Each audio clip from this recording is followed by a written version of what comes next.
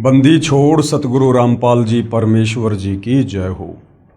परमपिता परमात्मा सारी सृष्टि के रचनहार, कुल मालिक, असंख्य ब्रह्मांडों के स्वामी, जगत गुरु, तीनों लोकों में प्रवेश करके सबका धारण पोषण करने वाले राजाधिराज, आत्माधार, नाथों के नाथ, देवों के देव महादेव, सर्वेश्वर, महेश्वर, मृत्युंजय, अजरो अमर, आदि अनादि, सनातनी प्रभु, जगत पिता जगदीश्वर, श्री श्री 1008 की उपाधि के वास्तविक अधिकारी, अकाल मूरत सौद स्वरूपी राम वासुदेव, सर्वगतम ब्रह्म, परम पूज्य, प्रथम पूज्य, परम संत, परम पुरुष, परम धनी, परम दयालु, सत्य कबीर, हक्का कबीर, अल्लाहु कबीर, अल्लाहु अकबर, बाखबर, अल्लाह ताला, जगत के तारणहार, जगत के मुक्तिदाता, जगत के जगन्नाथ, हारे के सहारे, हिंदुओं के राम, मुसलमानों के अल्लाह, सिखों के वाहिगुरु, ईसाइयों के मसीह, दया के सागर दयानिधि, करुणा के सागर करुणानिधि, स्वयंभू परिभू, संकट मोचन, कष्ट हरण, मंगल करण, दुख भंजन, अविगत कबीर, निर्विकार निर्विषम परमात्मा, अलय अलेख सतगुरु, आदि अनादि सतगुरु, असली मर्यादा पुरुषोत्तम, असली राम, असली कृष्ण, असली घनश्याम, असली मुरारी, राजाओं के राजा, महाराजाओं के महाराजा, शहंशाहों के शहंशाह, सम्राटों के सम्राट, भगवानों के भगवान, अल्लाहों के अल्लाह, प्रभुओं के प्रभु, मसीहाओं के मसीह, सच्चे वाहिगुरु, बाबाओं के बाबा, पीरों के पीर, सेठों के सेठ, जगत सेठ, साड़सा सेठ, सर्वगुण संपन्न, अनंत कोटि कलाओं के स्वामी, अनंत कोटि ब्रह्मांडों के नायक, योगियों में महायोगी, ध्यानियों में महाध्यानी, सिद्धों में परम सिद्ध, ज्ञानियों में तत्व ज्ञानी, ब्रह्म ज्ञानी, महाज्ञानी, परम ज्ञानी, सर्वश्रेष्ठ ज्ञानी, विज्ञानी, युवा कबीर, समर्थ कबीर, असमवात, अमित ओजा, सच्चे रहनुमा, करीम अल्लाह, सुभान अल्लाह,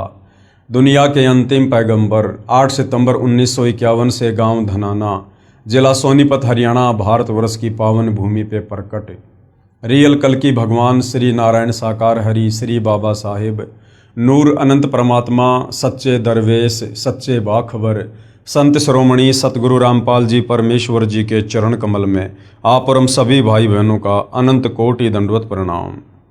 सत्साई भाई और बहनों, बहुत बड़ी दया, बहुत बड़ी मेहर पूज्य गुरुदेव भगवान की, परमेश्वर रामपाल जी की, जिनके विशेष आशीर्वाद से उन्हीं के द्वारा लिखित पवित्र पुस्तक ज्ञान गंगा के ऊपर वीडियो बनाने की श्रृंखला जारी है।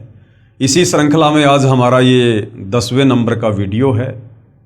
प्रत्येक वीडियो को देखकर हमें अध्यात्म के विषय में बहुत ही गहन जानकारियां प्राप्त हुई है, क्योंकि जो पवित्र पुस्तक ज्ञान गंगा सतगुरु रामपाल जी ने लिखी है, ये पुस्तक सर्व धर्मों के, सर्व पवित्र धर्मशास्त्रों के ज्ञान से प्रमाणित है। इस पवित्र पुस्तक ज्ञान गंगा के सत ज्ञान में, तत्व ज्ञान में, सूक्ष्म ज्ञान में किसी भी धर्म का कोई भी धर्मगुरु सुई की नोक रखने जितनी भी त्रुटि निकालने में सक्षम नहीं है। भाई और बहनों, वर्तमान में यदि इस पृथ्वी पर कहीं सत भक्ति है या शास्त्र अनुकूल साधना है तो केवल सतगुरु रामपाल जी परमेश्वर जी के चरणों में है। बाकी दुनिया शास्त्र विरुद्ध साधना ही कर रही है, जिस शास्त्र विरुद्ध साधना को करने के चलते हमें किसी प्रकार का कोई भी आध्यात्मिक लाभ प्राप्त नहीं हो सकता। बहुत सारे भाई बहनों के मन में शंका होगी कि वे लाभ प्राप्त क्यों नहीं हो सकता। हम तो सदियों से ब्रह्मा विष्णु महेश की परंपरागत पूजा करते आ रहे हैं। हम तो मंदिर में जाते हैं, मस्जिद में जाते हैं, चर्च में जाते हैं, गुरुद्वारे में जाते हैं, कावड़ लेकर आते हैं, मज़ारों पर चद्दर चढ़ाते हैं और हमें तो हर प्रकार के लाभ हो रहे हैं। हमारे काम धंधे बहुत बढ़िया चल रहे हैं, दिन दोगुनी रात चौगुनी, हम व्यापार में उन्नति कर रहे हैं, हमारे बच्चे विदेशों में पढ़ रहे हैं, बड़ी बड़ी जॉब लग गए हैं, हमने बड़े बड़े मकान बना लिए हैं, हम बहुत जो है सुखी हैं। तो भाई और बहनों, यदि आप सतगुरु रामपाल जी परमेश्वर जी की वर्तमान में सही है तो आप शास्त्र वेदना कर रहे हैं। भले आप किसी मंदिर में कितना सोना चढ़ा रहे हैं, कितनी चांदी चढ़ा रहे हैं, कितने बड़े बड़े भंडारे और कथाएं क्यों ना करवा रहे हैं, यदि आप सतगुरु रामपाल जी की शरण में नहीं हैं तो आप किसी भी धर्म से संबंधित हैं, आप उन धर्मों की पवित्र पुस्तकों के विरुद्ध भक्ति कर रहे हैं। और रही बात आपकी इस भ्रमणा की कि हमें तो सर्व लाभ मिल रहे हैं, ये सर्व लाभ आपको वर्तमान शास्त्र विरुद्ध भक्ति के कारण नहीं मिल रहे हैं। ये आपकी आध्यात्मिक ज्ञानहीनता है। जब आप सतगुरु रामपाल जी के सत्संग सुनेंगे, सृष्टि रचना को सुनेंगे, तो आपको पता चलेगा कि शास्त्र विरुद्ध साधना करने के चलते भी व्यक्ति को जो लाभ होते हैं, वो लाभ उसके पूर्व जन्मों की भक्ति के पुण्यों के प्रतिफल में होते हैं। यानी आपका मनुष्य जन्म कोई प्रथम बार नहीं हुआ है। जब से हम परमपिता परमेश्वर कबीर साहिब से बिछुड़कर, सतलोक से बिछुड़कर इस काल के साथ यहाँ 21 ब्रह्मांड में आए हैं, तब से न जाने हमारे कितने अनंत करोड़ जन्म हो चुके हैं, जिनमें करोड़ों अरबों मनुष्य जन्म भी शामिल हैं। और उन मनुष्य जन्मों में ये कबीर परमात्मा रह रहकर आप और हमें संभालते रहते हैं, हमें सत भक्ति दान देते रहते हैं, हमें परमात्मा भक्ति से चार्ज करते रहते हैं। परंतु हम अंतिम श्वास तक मर्यादा में रहकर विश्वास के साथ भक्ति नहीं कर पाते, जिस कारण मोक्ष से वंचित रह जाते हैं। लेकिन वो भक्ति करने के चलते हमारी आध्यात्मिक बैटरी चार्ज हो जाती है और फिर अगले जन्मों में भले हम शत भक्ति नहीं करते हैं, हम किसी तत्वदर्शी संत की शरण में नहीं होते हैं, फिर भी हमें उन पूर्व जन्मों की सत भक्ति के कारण हमें सर्व लाभ मिलते रहते हैं। और हम ये सोचते हैं कि ये सर्व लाभ मुझे वर्तमान में जो मैं भक्ति कर रहा हूँ, उस भक्ति को करने के चलते मिल रहे हैं। तो भाई और बहनों, ऐसा बिल्कुल भी नहीं है। ये हमें परम संत के सत्संग सुनने से पता चलेगा, सृष्टि रचना को सुनने और समझने से पता चलेगा। तो भाई और बहनों, ये कलयुग है और हमारे जितने भी अच्छे कर्म थे, शुभ कर्म थे, जो पुण्य कर्म थे, वो हमने आज से पहले 3 युगों में, सतयुग, त्रेता, द्वापर में मनुष्य जन्म प्राप्त कर करके भोग लिए हैं। ज़्यादातर हमने खर्च कर दिए हैं। और वर्तमान में आप देखिएगा 90% लोग वर्तमान में भक्ति अवश्य करते हैं, वो चाहे किसी भी धर्म से संबंधित क्यों ना है, फिर भी उनकी दुर्गति हुई पड़ी है। देश का राजा भी उसी मंदिर में जाता है और देश का भिखारी भी उसी मंदिर के आगे भीख मांगता है। फिर दोनों में इतना अंतर क्यों? भाई और बहनों, दोनों ही शास्त्र विरुद्ध साधना कर रहे हैं। उस राजा के अभी पूर्व जन्मों के पुण्य चल रहे हैं, भिखारी के पूर्व जन्म के पुण्य समाप्त हो चुके हैं। और जिस दिन उस राजा के पुण्य समाप्त होंगे, उसकी भी ऐसी दुर्गति होगी, फिर आने वाले मनुष्य जन्म में या वर्तमान जन्म में भी हो सकती है। तो भाई और बहनों, इस आध्यात्मिक ज्ञान को अच्छे से समझने के लिए आप लोगों ने सृष्टि रचना को समझना बहुत ज़रूरी है। और ये जो सृष्टि रचना सतगुरु रामपाल जी परमेश्वर जी ने हमें समझाई है, हमें बताई है, सत्संगों में सुनाई है और अपनी पवित्र पुस्तकों में लिखी है, ये शास्त्र प्रमाणित है। इसमें किसी भी प्रकार की मीन मेख कोई भी नहीं निकाल सकता है। हाँ ठीक है, अपनी अज्ञानता और नादानी के चलते भले हम स्वीकार ना करें, परंतु सत्य सत्य ही होता है। तो भाई और बहनों, यदि आप आगे सत भक्ति रूपी चार्जर लगाना चाहते हैं और आने वाले समय में, क्योंकि आने वाला समय युग परिवर्तन का है और जब जब युग परिवर्तन होता है तब तब महाविनाश होता है, अच्छे अच्छे लोगों की ज़बरदस्त दुर्गति होती है। हम मई 2026 में जी रहे हैं और 2028 युग परिवर्तन का निर्धारित समय है। आने वाले 1.5 वर्षों में क्या से क्या होगा, शायद आप और हमने इसकी कल्पना भी नहीं की होगी। तो यदि आप युग परिवर्तन के दौरान उत्पन्न होने वाली समस्याओं से बचना चाहते हैं, अपने परिवार को बचाना चाहते हैं, तो सतगुरु रामपाल जी की शरण ही एकमात्र विकल्प है। और उसके लिए आपने पहले उनके ज्ञान को अच्छे से समझना होगा, सृष्टि रचना को समझना होगा, उनसे उपदेश प्राप्त करके मर्यादा में रह के भक्ति शुरू करनी होगी, तब आपका बचाव संभव है। तो भाई और बहनों, सतगुरु रामपाल जी से जुड़ने के लिए सबसे पहले ज्ञान समझना अति आवश्यक है। और इस दिशा में हम सृष्टि रचना को समझ रहे हैं। सृष्टि रचना पर आज हमारा ये 4थे नंबर का वीडियो है और प्रत्येक वीडियो में हमने सृष्टि रचना के विषय में बहुत कुछ जाना है, बहुत कुछ समझा है। तो सृष्टि रचना की शुरुआत जब हमने की थी तो उसमें पूज्य गुरुदेव भगवान ने बताया कि सर्वप्रथम एक अनामी लोक था, जिसको अनामे लोक भी कहते हैं, जिसको अकय लोक भी कहते हैं। और उस अनामी लोक में, उस अकय लोक में कबीर परमात्मा जी अकेले ही रहा करते थे और कहीं कोई रचना नहीं थी। उसके बाद कबीर परमात्मा, जिनको सत्य पुरुष भी कहते हैं, अकाल मूर्त भी कहते हैं, शब्द स्वरूपी राम भी कहते हैं, ये उनके उपमात्मक नाम हैं। उस कबीर परमेश्वर ने एक विचार किया और नीचे के 3 अविनाशी लोकों की रचना की, अपनी वचन शक्ति से, अपनी शब्द शक्ति से। अनामी लोक से नीचे कबीर परमात्मा जी ने अगम लोक की रचना की, उसके बाद अलख लोक की रचना की, उसके बाद सतलोक की रचना की। और इन तीनों लोकों में यानी अनामी लोक से नीचे जो तीन लोक हैं, अगम लोक, अलख लोक और सतलोक, इन तीनों लोकों में कबीर परमेश्वर अपना रूपांतरण करके खुद ही विराजमान होते हैं। उसके बाद सर्वप्रथम कबीर परमेश्वर जी ने सतलोक में सृष्टि की रचना करनी चाहिए। उसके लिए परमात्मा ने सबसे पहले अपने एक वचन से 16 द्वीपों की रचना की। उसके बाद अपने 16 शब्दों से, 16 वचनों से अपने 16 पुत्रों की रचना की और अपने प्रत्येक पुत्र को एक एक द्वीप में रहने का आदेश दिया। उसके बाद कबीर परमेश्वर जी ने अपने 12वें नंबर के पुत्र अचिंत से कहा कि बेटा अब आगे सतलोक में आप सृष्टि की रचना करो, मैं आपको वचन शक्ति देता हूं। अचिंत ने सृष्टि रचना में सहयोग के लिए एक आत्मा उत्पन्न की जिसको अक्षर पुरुष कहा जाता है, जिसको परब्रह्म भी कहा जाता है। वो अक्षर पुरुष सतलोक में बने एक मानसरोवर में जाकर सो गया और निंद्रा आ गई। काफी युगों तक वो निंद्रा से बाहर नहीं आया। अचिंत ने कबीर परमात्मा जी से प्रार्थना की कि परमात्मा, अक्षर पुरुष मानसरोवर में जाकर सो गया है, मेरी लाख कोशिशों के बावजूद भी वो बाहर नहीं आ रहा है और सृष्टि नहीं रची जा रही। तब कबीर परमेश्वर जी ने अपने पुत्र अचिंत से कहा कि बेटा आप सृष्टि रचना करने में सक्षम भी नहीं है, जिसका काम उसी को साजे और करे तो मूर्ख बाजे। कबीर परमेश्वर जी ने उस मानसरोवर के जल से थोड़ा जल लिया और एक अंडा बनाया अपनी वचन शक्ति से। उस अंडे में एक आत्मा प्रवेश की और मानसरोवर के जल में अंडा छोड़ दिया। अंडा मानसरोवर के जल में नीचे जाता है और अंडे की गड़गड़ाहट से अक्षर पुरुष की निंद्रा भंग होती है। नींद खुलते ही अक्षर पुरुष ने अंडे की ओर गुस्से से देखा, जिससे अंडा 2 भाग हो जाता है। जिसमें से जो आत्मा निकलती है उसको क्षर पुरुष का नाम दिया गया, उसको ज्योति निरंजन का नाम दिया गया। आगे चलकर वो काल कहलाया। कबीर परमेश्वर ने आकाशवाणी की कि ज्योति निरंजन और अक्षर पुरुष तुम दोनों बाहर आओ। दोनों आत्मा मानसरोवर से बाहर आती हैं। कबीर परमेश्वर के आदेश अनुसार वो दोनों आत्मा अचिंत के लोक में रहती हैं।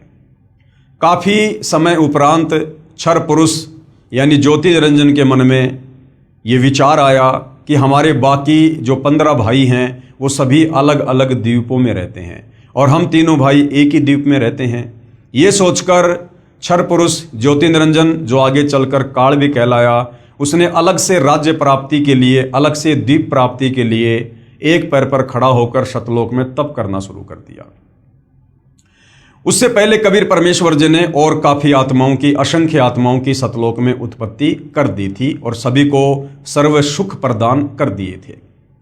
जब ये ज्योति निरंजन क्षर पुरुष सतलोक में एक पैर पर खड़ा होकर तप कर रहा था तो सतलोक में जो आत्माएं थी वो उसके ऊपर आसक्त हो गई और सोचने लगी कि देखो कितना जबरदस्त तप कर रहा है। कबीर परमेश्वर जी ने आत्माओं को समय समय पर सचेत किया कि बच्चों, इस नादान की नादानी को मत देखो, ये अपने कर्म फोड़ रहा है, तुम आराम से रहो, ठाट बाट से रहो, तुम्हें किसी चीज की कोई कमी नहीं है, इसकी तरफ ध्यान मत दो। हम सभी आत्माओं ने ऊपर से तो सावधानी दिखाई, लेकिन अंदर से हम उस ज्योति निरंजन को चाहने लगे और पतिव्रता पर्द से नीचे गिर गए, परमात्मा के दिल से हम उतर गए। जब काल ने 70 युग तप किया तो कबीर परमेश्वर जी ने पूछा कि भाई आप तप क्यों कर रहे हो, आपको क्या चाहिए?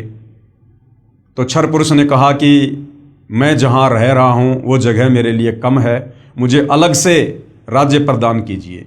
कबीर परमेश्वर ने क्षर पुरुष को 21 ब्रह्मांड दे दिए जो सतलोक में ही थे।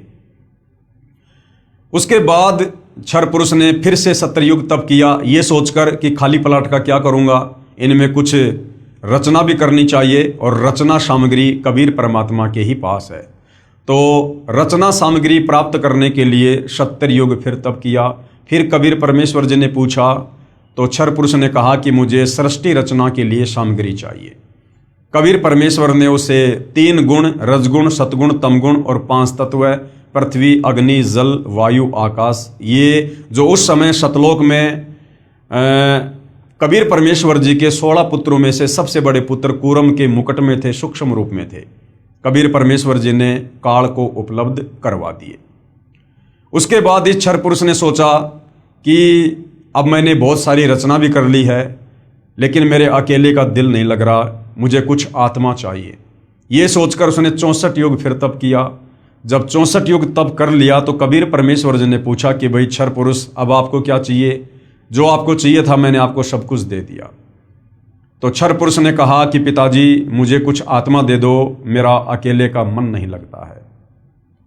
तो कबीर परमेश्वर जी ने कहा कि भाई देखो, आत्मा मैं आपको किसी भी कीमत पर नहीं दे सकता, ये मेरे अंश हैं, मेरे वचन से उत्पन्न हैं, मेरे बच्चे हैं, और आपको कुछ चाहिए तो आप ले सकते हो। लेकिन भाई और बहनों, हम अपने कबीर परमेश्वर जी से दिल हटाकर इस काल के ऊपर हम दिल लगा चुके थे, इसलिए हम पतिव्रता पद से नीचे गिर चुके थे। तो कबीर परमेश्वर जी ने कहा कि भाई क्षर पुरुष, अगर कोई अपनी मर्जी से तेरे साथ जाना चाहता है तो मैं भेज सकता हूँ। तो कबीर परमात्मा और क्षर पुरुष दोनों हम सभी आत्माओं के पास आए, और कबीर परमेश्वर जी ने कहा कि भाई कौन कौन आत्मा है जो इस क्षर पुरुष के साथ इसके 21 ब्रह्मांडों में जाना चाहती है, क्योंकि परमात्मा ने उसको प्रथम बार उसके 70 युग वाले तप के बदले में 21 ब्रह्मांड दिए थे। काफी देर तक सन्नाटा छाया रहा, किसी ने भी हाथ खड़ा नहीं किया। अंत में एक आत्मा ने दुस्साहस किया और हाथ खड़ा किया कि पिताजी, मैं इसके साथ जाना चाहता हूँ। उसके बाद देखा सभी आत्माओं ने हाथ खड़े कर दिए।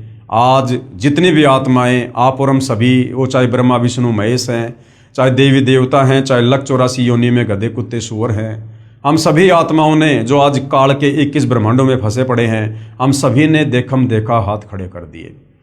कबीर परमेश्वर जी ने क्षर पुरुष से कहा कि भाई ठीक है, आप अपने 21 ब्रह्मांडों में जाओ, जिन जिन आत्माओं ने आपके साथ जाने की स्वीकृति दी है उनको मैं अपने हिसाब से आपके पास भेज दूंगा। ज्योति निरंजन यानी क्षर पुरुष, जो आगे चलकर काल कहलाया, अपने 21 ब्रह्मांडों में चला गया। पीछे से कबीर परमेश्वर जी ने सर्वप्रथम हाथ खड़ा करने वाली आत्मा को एक सुंदर युवा लड़की बनाया और अपने पुत्र सहजदास से कहा कि बेटा, आप जाकर इसको ज्योति निरंजन के पास छोड़कर आ जाओ। सहजदास जी ने अपने पिता की आज्ञा पाकर और उस युवा लड़की को, जिसको आगे चलकर दुर्गा भी कहा गया, गीता में जिसको प्रकृति भी कहा गया है, जिसको अष्टंगी 8 भुजा वाली भी कहा गया है, उसे ज्योति निरंजन के पास छोड़ दिया और कहा कि पिताजी ने इसको शब्द शक्ति दे रखी है, आप जितनी आत्मा चाहोगे ये अपने वचन से उत्पन्न कर देगी। सहजदास वापस आ गया। लड़की का युवा शरीर देखकर, रूप रंग निखरा हुआ देखकर और ज्योति निरंजन क्षर पुरुष के मन में दोष उत्पन्न हुआ। उसने उस दुर्गा के साथ में जबरदस्ती करने का प्रयास किया, बलात् करने का प्रयास किया। दुर्गा ने बहुत समझाया कि भाई देखो, हम दोनों एक ही पिता की संतान हैं, हम दोनों भाई बहन हैं, आप मेरे बड़े भाई हो, आपकी उत्पत्ति पहले अंडे से हुई है, बाद में मेरी उत्पत्ति उसी परमात्मा ने अपने वचन से की है। आप मेरे बड़े भाई हो, मैं आपकी छोटी बहन हूँ, और भाई बहन का ये शारीरिक मिलन, ये मैथुन कर्म, ये महापाप का कारण बनेगा। लेकिन विषय वासनाओं के वशीभूत होने के कारण क्षर पुरुष ने उसकी एक नहीं सुनी और जबरदस्ती करने का प्रयास किया। तो दुर्गा ने सूक्ष्म रूप बनाकर उसके मुख के माध्यम से उसके पेट में जाकर शरण ली, और पेट में जाकर दुर्गा ने अपने पिताजी कबीर भगवान से अर्ज की, प्रार्थना की कि हे पिता, मेरी रक्षा करो। कबीर परमेश्वर वहाँ अपने पुत्र जोगजित का रूप बनाकर जाते हैं और दुर्गा को उसके पेट से बाहर निकालते हैं, और उसके बाद क्षर पुरुष यानी ज्योति निरंजन को श्राप देते हैं कि आज के बाद तेरा नाम काल होगा और तू प्रतिदिन 1 लाख मानव शरीरधारी आत्माओं का भक्षण किया करेगा, आहार किया करेगा, और आज अभी इसी समय तुझे सतलोक से 16 शंख कोश की दूरी पर निष्कासित किया जाता है। ये कहते ही इस क्षर पुरुष के 21 ब्रह्मांड दुर्गा सहित और दुर्गा के अंदर जितने भी आत्माएं प्रवेश थी, विमान की तरह चल पड़ा और सतलोक से 16 शंख कोश की दूरी पर आकर रुक गया। हालांकि बीच में थोड़ा सा प्रकरण आता है कि जब ये 21 ब्रह्मांड विमान की तरह सतलोक से बाहर जा रहे थे, तो बाहर सीमा पर सहजदास का लोक आता है। वहाँ पर ही क्षर पुरुष ने अपने भाई से अर्ज की कि मेरे विमान को यहाँ पर उतार लो, परमात्मा जी से आप प्रार्थना करो, मेरे से बहुत बड़ी गलती हो गई है। जब सहजदास जी ने कबीर परमेश्वर जी से आज्ञा लेनी चाहिए तो कबीर परमात्मा ने मना कर दिया कि अगर उसको रोका तो मेरे से फिर बुरा कोई नहीं होगा। यानी परमेश्वर ने कहा कि मैं मन कर्म वचन से कहता हूँ उसको यहाँ से बाहर निष्कासित कर दो। सहजदास ने कहा कि भैया मेरे बस की बात नहीं है, पिताजी ने मना कर दिया है। और सतलोक से 16 संकोश की दूरी पर इस काल के 21 ब्रह्मांड आकर स्थिर हो गए परमेश्वर की वचन शक्ति से, जिसको हम गुरुत्वाकर्षण शक्ति कहते हैं।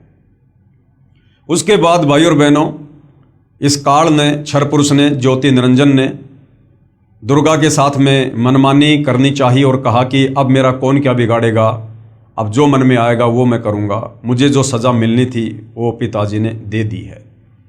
दुर्गा ने फिर समझाया, बहुत कोशिश की, लेकिन ये नहीं माना। अंत में इसने दुर्गा के साथ में पति पत्नी व्यवहार किया और 3 पुत्रों की रचना की, ब्रह्मा की, विष्णु की और शंकर जी की। और अपने तीनों बेटों को एक एक गुण से युक्त कर दिया। रजगुण से ब्रह्मा जी को, सतगुण से विष्णु जी को, तमगुण से शंकर जी को। तीनों पुत्रों की उत्पत्ति करके ब्रह्मा जी को कमल के फूल के ऊपर बैठाकर अचेत कर दिया, विष्णु जी को शेषनाग की सैया के ऊपर लिटाकर अचेत कर दिया और शंकर जी को कैलाश पर्वत पर बैठाकर अचेत कर दिया। और दुर्गा से कहा कि दुर्गा, अब आज के बाद मैं प्रतिज्ञा करता हूं कि मैं किसी को भी अपने वास्तविक काल रूप में दर्शन नहीं दूंगा, क्योंकि मुझे परमात्मा जी ने श्राप दिया है। मुझे प्रतिदिन 1 लाख मानव शरीरधारी आत्माओं को खाना पड़ेगा। अगर मेरे इस दुष्कर्म का संसार में आत्माओं को पता चल गया तो फिर कोई भी मेरी पूजा नहीं करेगा और सब लोग यहाँ से बाहर निकलने का प्रयास करेंगे जब कभी कबीर परमात्मा इस लोक में ज्ञान समझाने आएंगे। तो काल ने एक अटल प्रतिज्ञा कर ली कि आज के बाद मैं अपने वास्तविक रूप में किसी को दर्शन नहीं दूंगा। और दुर्गा, अब आप इन तीनों बेटों के माध्यम से मेरे भोजन की व्यवस्था करो, सृष्टि की उत्पत्ति करो। दुर्गा ने काल का आदेश प्राप्त करके और अपने तीनों पुत्रों को सचेत कर दिया, आपस में उनको इकट्ठा कर दिया। उसके बाद में काल के आदेश से दुर्गा ने समुद्र मंथन के दौरान ब्रह्मा जी को 4 वेद दिए। जब ब्रह्मा जी ने वेदों को पढ़ा तो वेदों से पता चला कि कोई ब्रह्म है जो साकार है, सशरीर है, तेजोमय शरीर है और साधना करने से वो मिलता है। उससे पहले दुर्गा कहा करती थी कि पुत्रों, मैं तुम्हारी माँ हूँ, मैं तुम्हारा पिता हूँ। लेकिन जब ब्रह्मा जी ने वेद पढ़े और वेदों में पढ़ा कि कोई परमात्मा अलग है, तो ब्रह्मा जी ने कहा कि माँ, वेदों में तो लिखा है कि ब्रह्म कोई और है, आप कह रही हो कि ब्रह्म मैं ही हूँ, मैं तुम्हारी माँ हूँ, मैं तुम्हारा पिता हूँ। तो दुर्गा ने सच बताना पड़ा और दुर्गा ने कहा कि बेटा तुम्हारा पिता है, लेकिन वो तुम्हें दर्शन नहीं देगा। ये बात सुनकर ब्रह्मा जी को अपनी माता की बातों पर अविश्वास हो गया और ब्रह्मा ने सोचा कि मैं अपने पिता के दर्शन करूंगा। ये सोचकर ब्रह्मा जी उत्तर दिशा की ओर चल दिए, जहां पर अंधेरा ही अंधेरा था। जाने से पहले दुर्गा ने कहा कि बेटा, अगर तुझे तेरे पिता ब्रह्म ने दर्शन नहीं दिए तो तू क्या करेगा? ब्रह्मा ने कहा कि मैं आपको अपनी शक्ल नहीं दिखाऊंगा। 4 युग तक ब्रह्मा जी ने ध्यान लगाया, परंतु काल यानी ब्रह्म ने उसको दर्शन नहीं दिए। उधर से काल ब्रह्म ने आकाशवाणी की कि दुर्गा, सृष्टि क्यों नहीं रची जा रही है? तो दुर्गा ने कहा कि आपका बड़ा बेटा ब्रह्मा आपकी खोज करने के लिए गया हुआ है। तो ब्रह्म ने कहा, यानी काल ने कहा कि उस ब्रह्मा को वापस बुलाओ, मैं दर्शन नहीं दूंगा। दुर्गा ने अपनी शब्द शक्ति से गायत्री नाम की एक लड़की उत्पन्न की और कहा कि अपने भाई ब्रह्मा को लेकर आओ किसी भी प्रकार से। गायत्री चली जाती है। ब्रह्मा जी समाधि में थे। गायत्री ने ध्यान से दुर्गा से जब बातचीत की, संवाद किया, तो दुर्गा ने कहा कि आप उसके पैर को हाथ लगाओ, उसके चरणों को स्पर्श करो। गायत्री ने ऐसा ही किया और ब्रह्मा जी का ध्यान भंग हुआ। ब्रह्मा जी ने कहा कि तू कौन उल्टा है जिसने मेरी समाधि भंग कर दी, मेरा ध्यान भंग कर दिया, मैं तुझे श्राप दूंगा। तो गायत्री ने कहा कि श्राप बाद में देना, पहले मेरी बात सुन लो। मुझे माता ने भेजा है तुम्हें वापस लाने के लिए, क्योंकि तुम्हारे बिना सृष्टि नहीं रची जा रही है। तो ब्रह्मा ने कहा कि भाई गायत्री, मैं वापस कैसे चलूं? मुझे पिताजी के दर्शन नहीं हुए और मैं तो प्रतिज्ञा करके आया था कि जब तक पिताजी के दर्शन नहीं होंगे मैं अपना मुंह नहीं दिखाऊंगा। गायत्री की मजबूरी थी ब्रह्मा को वापस लेकर जाना। तो गायत्री ने कहा कि आपको तो चलना पड़ेगा। तो ब्रह्मा जी ने कहा कि एक शर्त पर चल सकता हूं, यदि आप मेरी झूठी गवाही दे दो कि हाँ, मेरे सामने ब्रह्मा को इसके पिता ने दर्शन दिए। गायत्री ने कहा कि मैं झूठी गवाह नहीं दे सकती तो मैं नहीं चलूंगा। लेकिन गायत्री की मजबूरी थी। गायत्री ने सोचा कि अगर कल को मेरी बात झूठी हो गई तो मैं अकेली जो है माता के दंड का भागी बनूंगी। तो क्यों ना इस ब्रह्मा को भी बराबर का भागीदार बनाया जाए। गायत्री ने एक ऐसी शर्त रखी कि आपको मेरे साथ में शारीरिक संबंध बनाने पड़ेंगे, रति क्रिया करनी पड़ेगी, तब मैं आपकी झूठी गवाही दूंगी। ब्रह्मा जी की मजबूरी थी और दोनों ने वो कर्म किया। उसके बाद गायत्री ने सोचा क्यों ना एक गवाह और बनाया जाए। तो ब्रह्मा से बात करने के बाद में, ब्रह्मा की सहमति के बाद में, गायत्री ने अपने वचन से एक पोहपति नाम की लड़की उत्पन्न की और उसको भी यही कहा कि आप ऐसे ऐसे गवाही दो।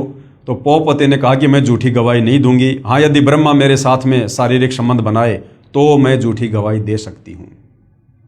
उसके बाद पोहपति के साथ ब्रह्मा जी ने शारीरिक संबंध बनाए और ब्रह्मा जी ने दोनों को बता दिया था, यदि माता जी पूछे कि तुम्हारा पिता कैसा है, दिखने में कैसा है, तो वेदों में वर्णित परमेश्वर की व्याख्या ब्रह्मा जी ने पहले ही उनको बता दी कि ऐसे कह देना कि परमात्मा मानव सदृश है, नर रूप है, तेजोमय शरीर है। और तीनों दुर्गा के पास में जाते हैं। दुर्गा ने कहा कि बेटा तुझे तेरे पिता ने दर्शन दिए? तो ब्रह्मा जी ने कहा कि हाँ मुझे मेरे पिता के दर्शन हुए। दुर्गा ने कहा कि कोई प्रमाण दो, कोई सबूत दो, कोई गवाह बताओ। तो ब्रह्मा ने कहा कि इन दोनों के सामने मुझे पिता ने दर्शन दिए। जब दुर्गा ने उन दोनों से जानना चाहा तो दोनों ने कहा कि हाँ हमारे सामने दर्शन दिए। उधर से दुर्गा ने सोचा कि ब्रह्म यानी काल मुझे तो कह रहा था कि मैं किसी को दर्शन नहीं दूंगा और ये कह रहे हैं कि मुझे दर्शन दे दिए।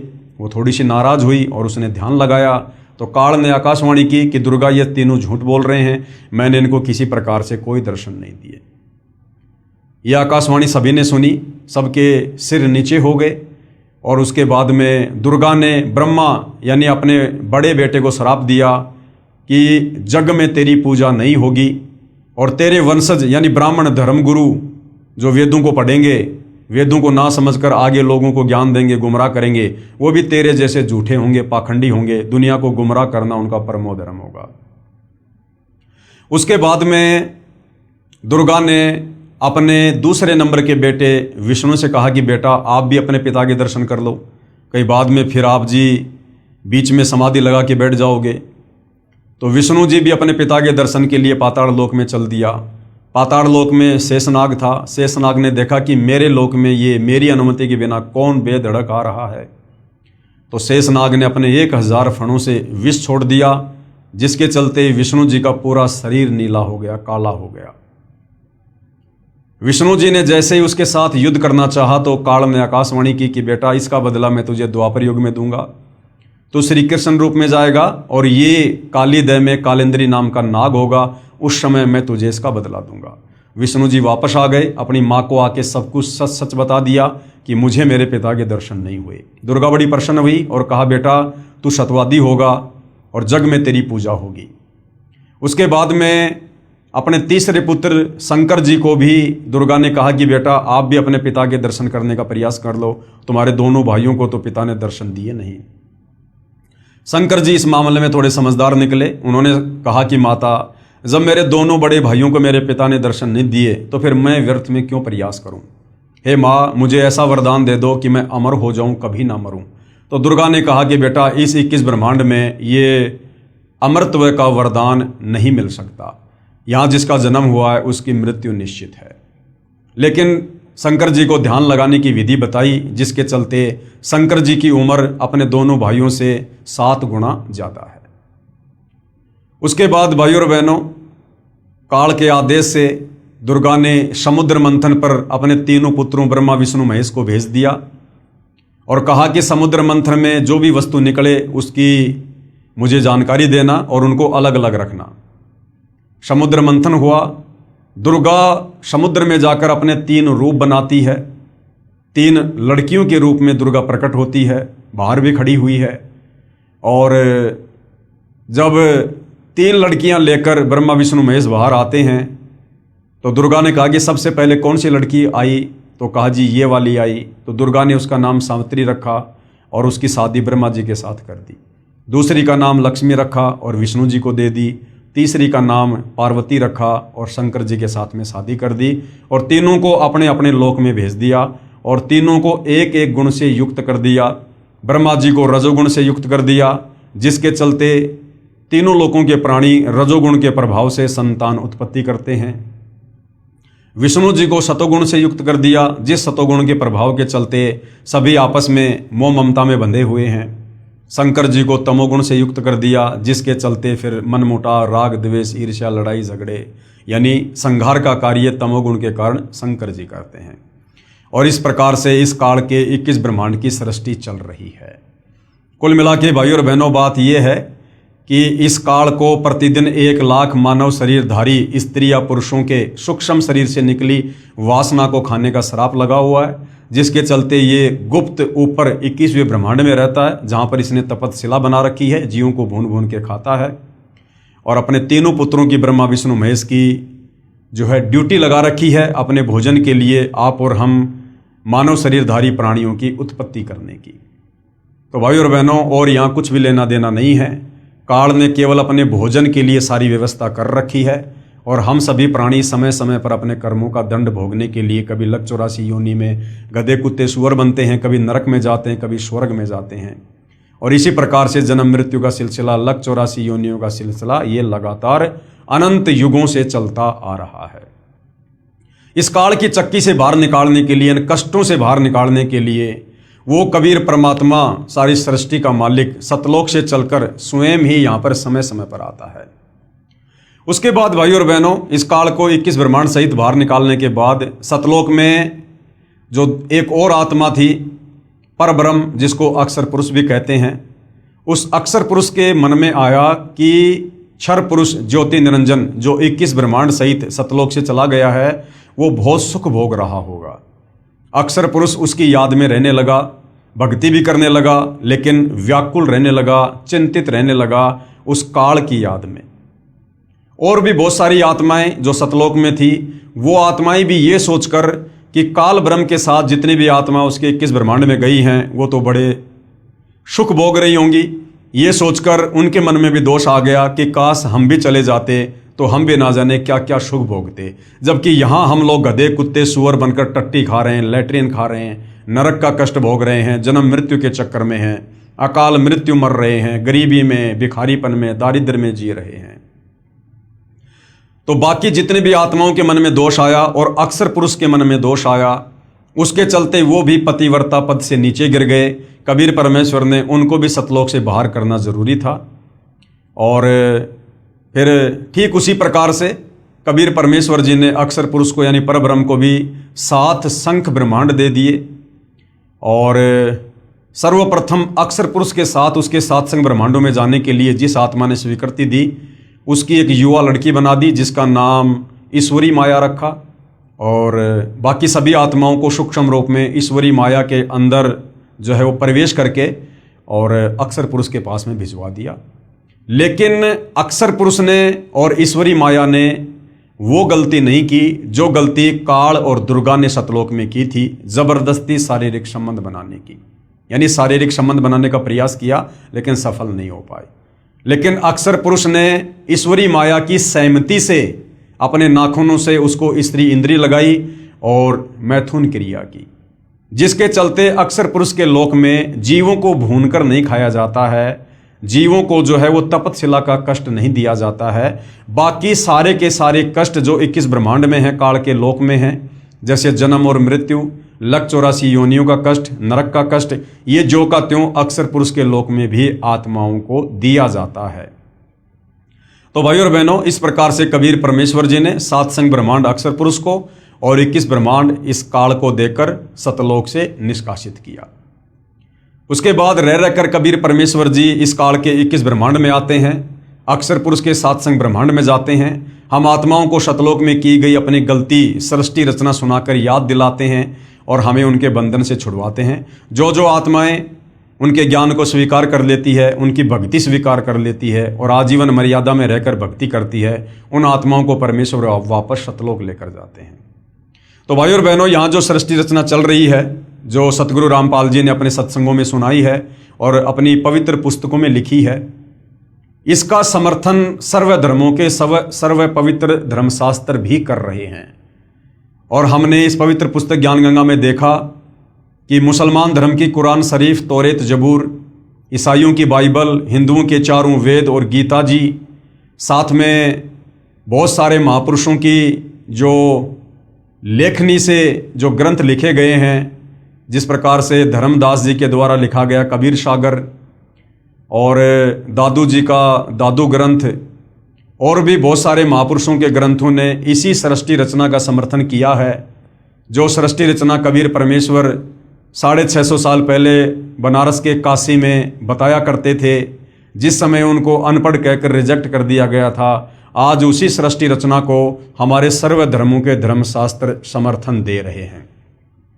तो आज भाइयों और बहनों, सृष्टि रचना का ये लास्ट वीडियो है और आदरणीय गरीबदास जी जो गांव छुड़ानी जिला झज्जर हरियाणा में हुए, जिनको कबीर परमेश्वर जी 10 साल की उम्र में सतलोक से चलकर धरती पर प्रकट होकर जिंदा बाबा के रूप में मिले, उनको अपना ज्ञान समझाया, उनकी आत्मा को शरीर से निकालकर सतलोक ले गए, सतलोक दिखाया, पूरी सृष्टि रचना से वाकिफ कराया और सर्व ब्रह्मांड दिखाए, ब्रह्मा विष्णु महेश के लोग दिखाए, दुर्गा का लोग दिखाया, काल का लोग दिखाया, तपतशिला दिखाई, नरक स्वर्ग सब कुछ दिखाया, उनका ज्ञान योग खोला। और आदरणीय गरीबदास जी ने फिर 5वें वेद सूक्ष्म वेद की रचना की। तो आज कबीर परमेश्वर जी ने जो सृष्टि रचना हमें बताई है, समझाई है, जो समय समय पर चारों युगों में बताते रहते हैं, आदरणीय गरीबदास जी जो लगभग 300 साल पहले गांव छुड़ानी जिला झज्जर हरियाणा में हुए थे, उनके द्वारा लिखित ग्रंथ सदग्रंथ साहिब में, जिसमें 24,000 वाणियाँ हैं, विश्व की सभी भाषाओं के शब्दों का समावेश है, जिसको सदग्रंथ साहिब भी कहते हैं, 5वां वेद सूक्ष्म वेद भी कहते हैं, उसमें सृष्टि रचना का ज्यों का त्यों प्रमाण है। अब हम पढ़ेंगे, देखेंगे, ताकि हमें पूर्ण विश्वास हो जाए कि सतगुरु रामपाल जी ने हमें जो सृष्टि रचना बताई है वो ज्यों की त्यों है और हमने उस पर विश्वास करना चाहिए और उनसे उपदेश लेकर अपनी आत्मा का कल्याण करवाना चाहिए। आदरणीय गरीबदास साहिब जी की अमृतवाणी में सृष्टि रचना का प्रमाण।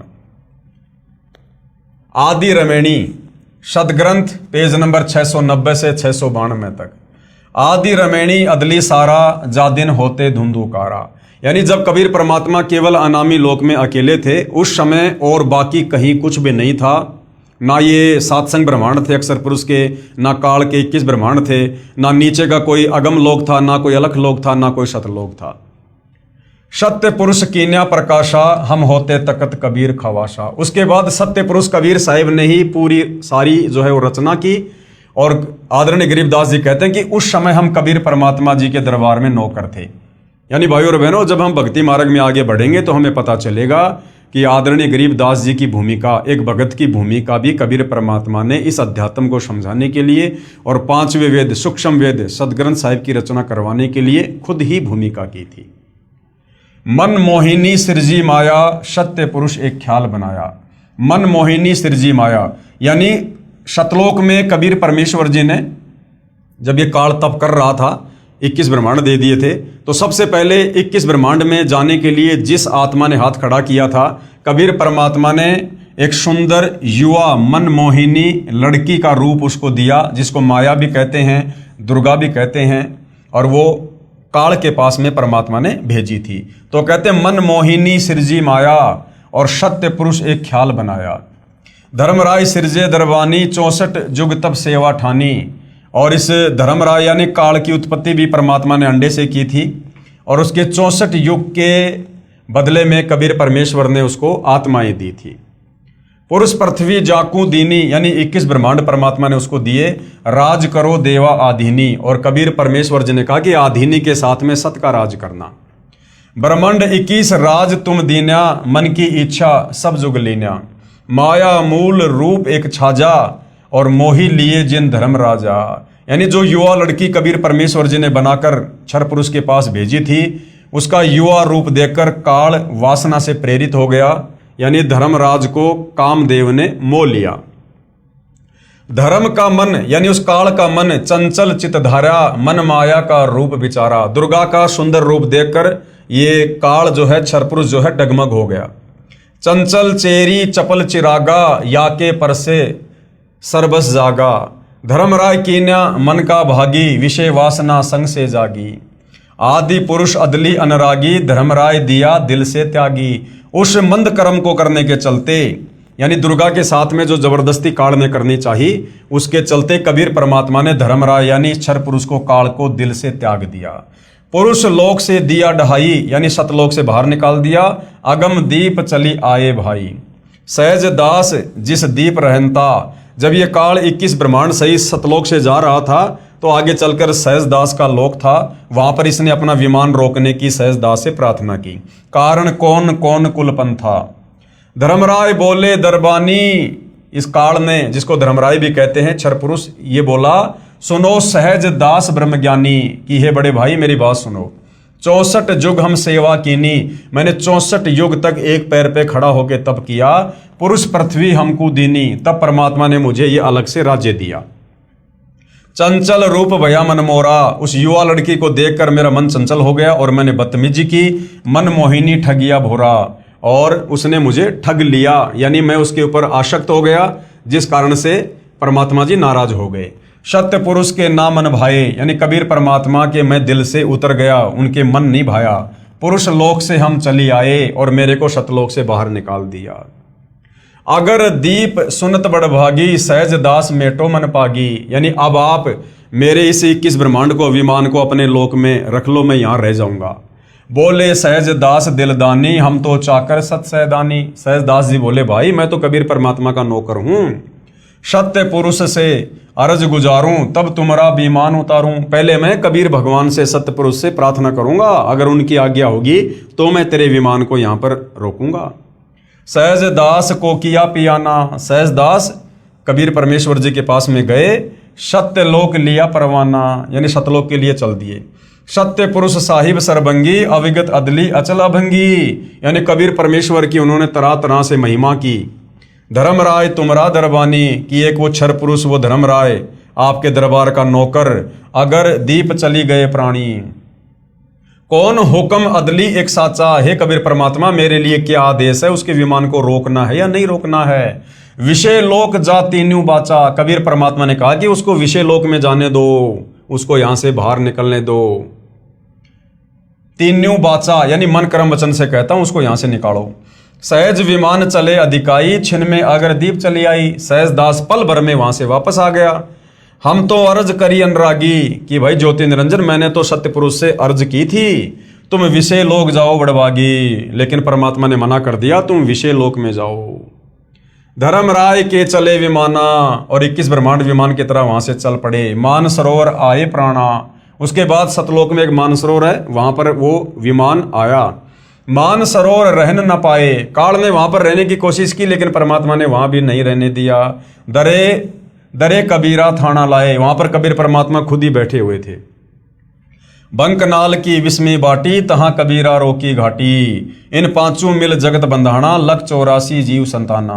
उसके बाद भाई और बहनों आगे की जो सृष्टि है उसका आपको ज्ञान है ही, कि किस प्रकार से इस काल ने अपने भोजन के लिए और दुर्गा से अपने 3 पुत्रों की रचना की, तीनों को एक एक गुण से युक्त कर दिया, और हम जीवों की उत्पत्ति और संहार करवा के किस प्रकार से ये काल अपनी 21 ब्रह्मांड की सृष्टि चला रहा है। तो कहते हैं इन पांचों मिल जगत बंधाना, इन पांचों यानी काल, दुर्गा और तीनों इनके बेटे ब्रह्मा विष्णु महेश, इन पांचों ने मिलकर पूरे संसार को मूर्ख बना रखा है, सबको कर्म बंधन में लख 84 में जन्म मरण में बांध रखा है। इन पांचों मिल जगत बंधाना, लख 84 जीव संताना, लख 84 में जीवों को यातना दे रहे हैं। ब्रह्मा विष्णु महेश और माया धर्मराय का राज पठाया। ये ब्रह्मा विष्णु और महेश और इनकी माता माया, ये दुर्गा, ये चारों मिलकर ये धर्मराय यानी काल के राज्य को चला रहे हैं। यो खोकापुर झूठी बाजी, ये काल का 21 ब्रह्मांड, इसको खोकापुर कहा गया है। और भिस्त बैकुंठ दगासी साजी, और इसने जो नरक सुरक बना रखे ना केवल हमारे को धोखा देने के लिए।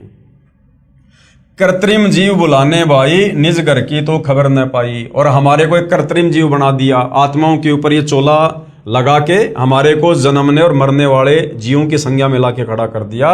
और निज घर की तो खबर न पाई, और हमारा जो वास्तव में जो घर है सतलोक, उसकी अब किसी को खबर नहीं लगने देता कि तुम कहाँ से आए थे, क्यों आए थे, क्या तुमने गलती करी थी जिस कारण से तुम यहाँ पर फंसे पड़े हो, इसकी खबर नहीं लगने दे रहा।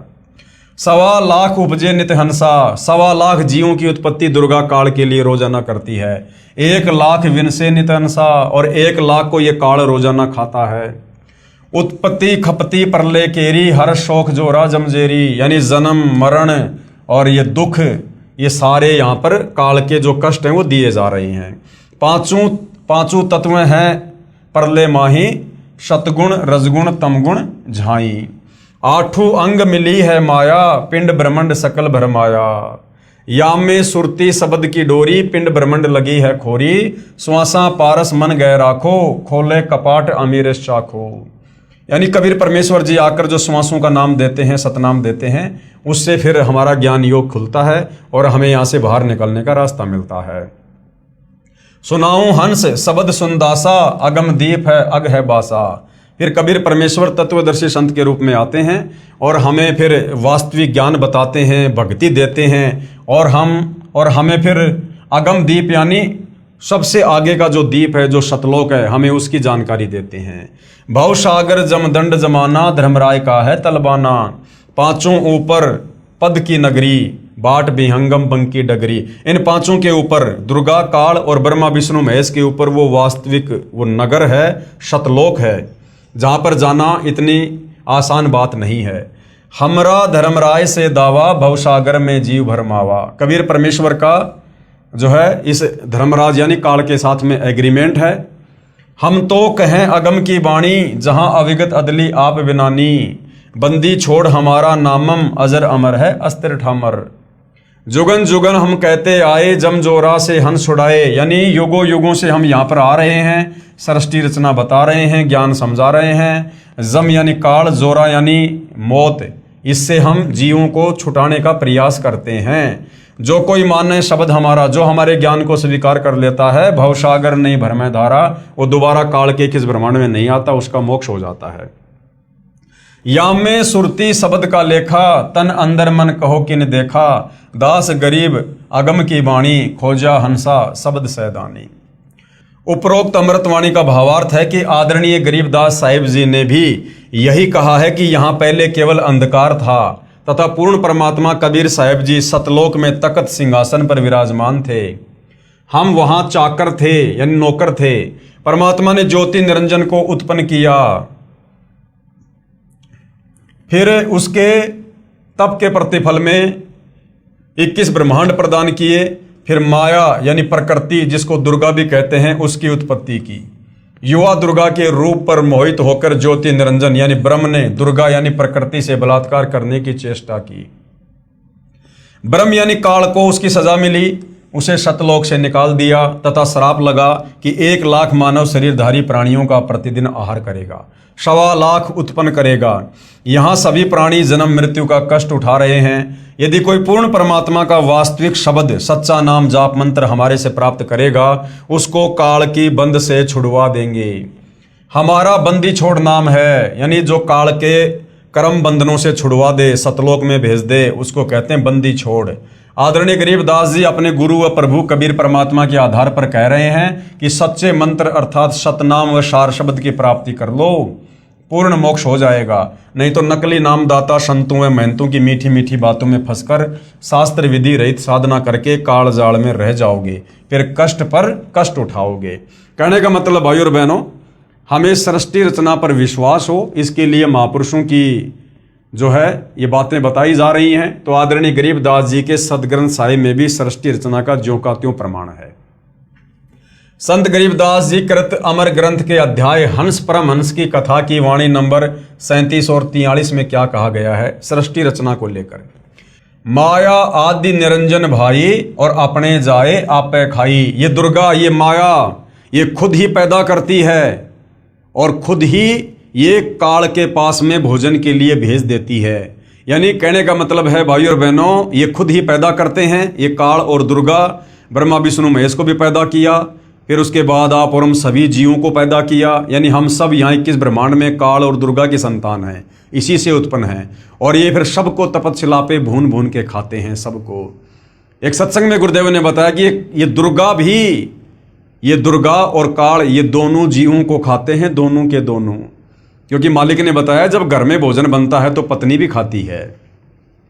तो ये काल की 21 ब्रह्मांड की जो सृष्टि है, उसके जो घटिया नियम हैं, जो कर्म हैं, उसके बारे में बताया जा रहा है, ताकि हमारी आस्था यहाँ से हटे कि ये माया यानी दुर्गा और ये निरंजन यानी काल, ये दोनों हमें उत्पन्न करते हैं जीवों को, और दोनों ही खाते हैं। ब्रह्मा विष्णु महेश चेला, ओम सोहम का है खेला। शिखर शून्य में धर्म अन्यायी, जिन शक्ति डायन महल पठाई। शिखर शून्य में यानी 21वें ब्रह्मांड के टॉप मोस्ट पैलेस पर, उस ब्रह्मलोक में शिखर शून्य में सबसे ऊपर 21 ब्रह्मांड में ये धर्म यानी ये काल अन्यायी रहता है। जिन शक्ति डायन महल पठाई, और जिसने दुर्गा को यहाँ पर जीवों की उत्पत्ति और जो है प्रलय के लिए यहाँ पर एक जिम्मेदारी दे रखी, एक नौकरी दे रखी है। लाख गराज से नित उठ दूती, और ये दुर्गा क्या करती है, ये प्रतिदिन 1 लाख को मारती है अपने पति के भोजन के लिए। माया आदि तकत की कुत्ती, 1.25 लाख गढ़िए नित भांडे, और 1.25 लाख की रोजाना उत्पत्ति करती है। हंसा उत्पत्ति प्रलय डांडे। ये तीनों चेला बटपारी, ये ब्रह्मा विष्णु महेश, ये इन तीनों को इस काल का चेला कहा है। ये तीनों काल के बेटे हैं, उसके लिए भोजन तैयार करते हैं। ये तीनों चेला बटपारी सिरजे पुरुषा सिरजे नारी, जो रजोगुण के प्रभाव से जो है स्त्री और पुरुषों की उत्पत्ति करते हैं और फिर अपने पिता के लिए भोजन तैयार करते हैं।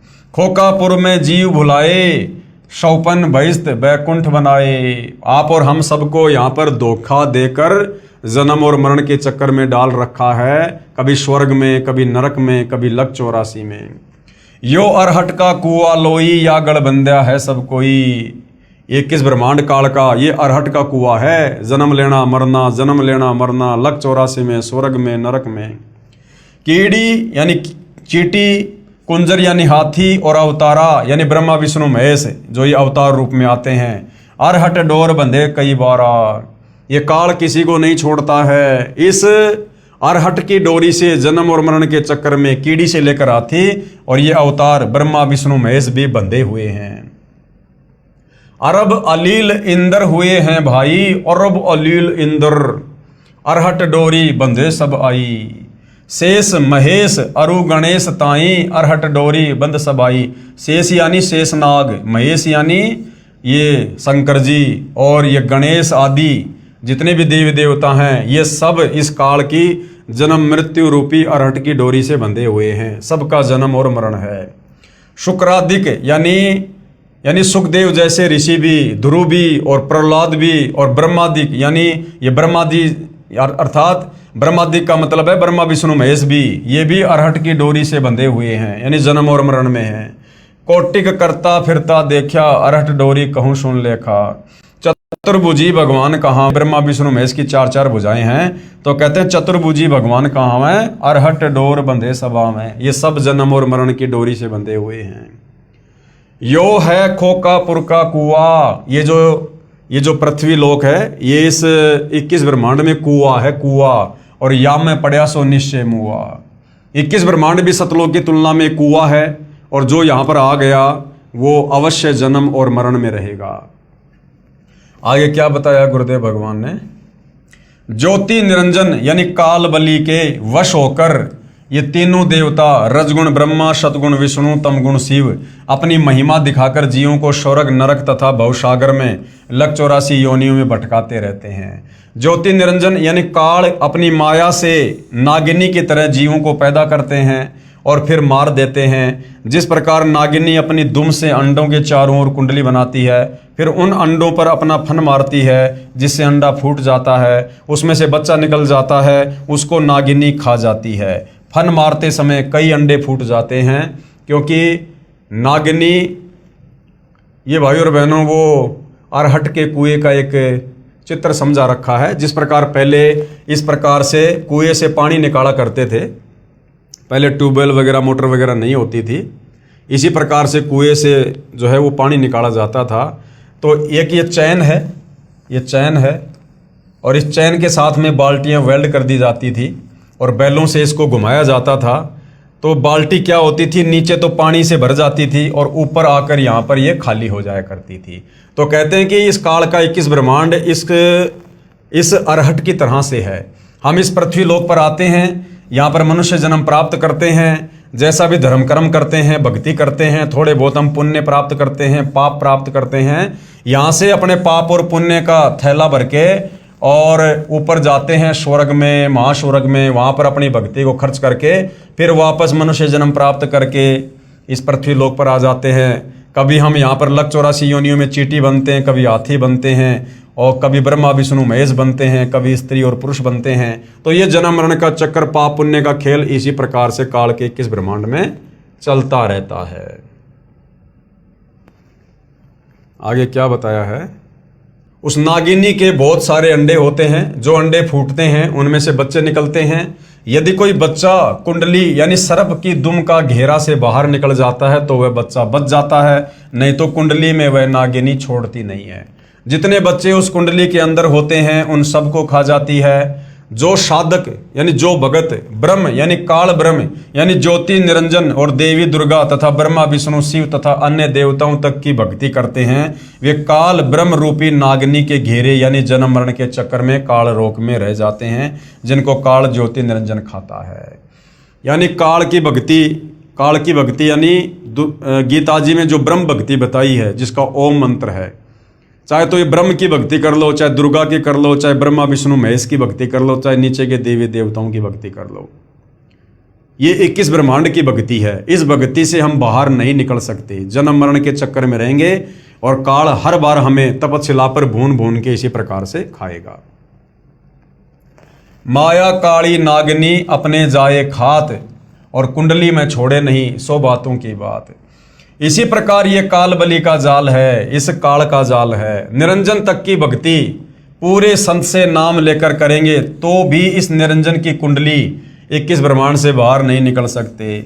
अगर आप सतगुरु रामपाल जी से केवल इस काल तक की भक्ति लेकर भक्ति करोगे, केवल ओम नाम की भक्ति करोगे, प्रथम मंत्र लोगे, तो भी आप इसके जन्म और मरण के चक्कर से बाहर नहीं निकल सकते। हाँ, यदि आपने सतगुरु रामपाल जी से, तत्वदर्शी संत से अगर भक्ति का पूरा कोर्स ले लिया, प्रथम मंत्र प्राप्त कर लिया जिसमें काल ब्रह्मा विष्णु महेश और दुर्गा सबके मंत्र हैं, उसके बाद यदि आपने शतनाम भी प्राप्त कर लिया और तीसरा मंत्र सार नाम प्राप्त कर लिया और फिर सार शब्द आपको प्राप्त हुआ, तो आप इस काल के अरहट के कुएं से जन्म मरण के चक्कर से बाहर निकल सकते हैं। स्वयं ब्रह्मा विष्णु महेश आदि माया शेरा वाली भी निरंजन की कुंडली में है, यानी ब्रह्मा विष्णु महेश को भी ये काल बलि तपशिला पर भून भून के खाता है। ये बेचारे अवतार धार कर आते हैं और जन्म मृत्यु का चक्कर काटते रहते हैं। इसलिए विचार करें, सोहम जाप जो कि ध्रुव और प्रहलाद व सुखदेव ऋषि ने जपा, वह भी पार नहीं हुए, क्योंकि श्री विष्णु पुराण के प्रथम अंश के अध्याय 12 के श्लोक नंबर 93 में पेज नंबर 51 पर लिखा है कि ध्रुव केवल एक कल्प अर्थात 1000 चतुर्युग तक ही मुक्त है, इसलिए काल लोक में ही रहे तथा ओम नमः भागवते वासुदेवाय मंत्र का जाप करने वाले भगत भी श्री कृष्ण तक की भक्ति कर रहे हैं, वे भी 84 लाख योनियों के चक्कर काटने से नहीं बच सकते। यह परम पूज्य कबीर साहिब जी व आदरणीय गरीबदास साहिब जी महाराज की वाणी प्रत्यक्ष प्रमाण देती है। कहने का मतलब भाई और बहनों, आदरणीय गरीबदास जी महाराज जी ने भी बिल्कुल क्लियर कर दिया है कि भैया जब तक आपको तत्वदर्शी संत नहीं मिलता है और तत्वदर्शी संत की भूमिका निभाने के लिए कबीर परमात्मा सत्य पुरुष सतलोक से चलकर खुद ही आते हैं, और जब आप तत्वदर्शी संत की शरण में आ जाओगे, उनके बताए अनुसार उनसे उपदेश प्राप्त करके मर्यादा में रहकर आजीवन भक्ति करोगे, तब कहीं जाकर आप इस काल के 21 ब्रह्मांड से, इस जेल से निकलकर अमर धाम सचखंड सतलोक में जा सकते हो। और जब तक आप सतलोक में नहीं जाओगे, क्योंकि बाकी जितने भी संत महात्मा आचार्य शंकराचार्य किसी भी धर्म के मुल्ला मौलवी पादरी हैं, वो सब के सब शास्त्र विरुद्ध साधना ही करते हैं, काल के जाल में बने रहने वाली साधना ही करते हैं। उनकी भक्ति साधना में आप चाहे कितना जप कर लो, कितने मंत्र जाप कर लो, कितना दान धर्म कर लो, कितने ही भंडारे कर लो, कितना ही कुछ कर लो, आप काल के जाल में ही रहोगे। अनंत कोटि अवतार हैं माया के गोविंद, करता हो अवतरे बहुर पड़े जग फंद। अनंत कोटि अवतार हैं, यानी ब्रह्मा विष्णु महेश के करोड़ों अवतार हो चुके हैं। ये सब माया के गोविंद हैं, यानी माया के अधीन है, इस दुर्गा और काल के अधीन है। और करता हो अवतरे रामकृष्ण रूप में, ये यहाँ पर जो है ये करतार बन के आते हैं, भगवान बन के, और अंत में इनकी दुर्गति होती है, बहुर पड़े जमफंद, वापस फिर ये काल के जाल में फंसे रहते हैं।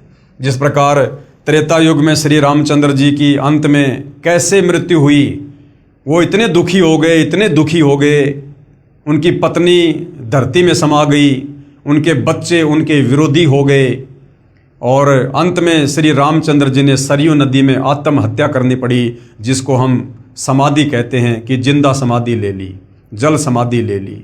उन्होंने अंत में आत्महत्या करनी पड़ी दुखी होकर। तो ये काल बलि इस प्रकार से इन अवतारों की दुर्गति करता है। द्वापर युग में श्री कृष्ण जी आए, आजीवन लड़ाई झगड़ों में रहे, उनकी आंखों के सामने महाभारत हो गया, उनके रिश्तेदार मर गए, करोड़ों लोग मरे, 56 करोड़ यादव दुर्वासा के श्राप के कारण मर गए, और उसी श्राप के चलते अंत में श्री कृष्ण जी का भी अंत हुआ। बालिया नाम की शिकारी ने उनके पैर में जहरीला तीर मारा, तड़प तड़प कर उनकी मृत्यु हुई। तो ये काल अपने पुत्रों को और अवतारों को भी नहीं बख्शता है। सत्य पुरुष कबीर साहिब जी की भक्ति से ही जीव मुक्त हो सकता है। यानी ये जीव काल के 21 ब्रह्मांड से कैसे मुक्त होगा? सत्य पुरुष कबीर साहिब जी की भक्ति से। सत्य पुरुष कबीर साहिब जी की भक्ति से। और सत्य पुरुष कबीर साहिब जी की भक्ति कौन बताता है? तत्वदर्शी संत। और वर्तमान में वह तत्वदर्शी संत कौन है? सतगुरु रामपाल जी। तो सतगुरु रामपाल जी से उपदेश लेकर भक्ति करने से ही काल से जीव की मुक्ति हो सकती है। 21 ब्रह्मांड से जीव बाहर निकल सकता है। दूसरा कोई विकल्प, कोई तरीका नहीं है।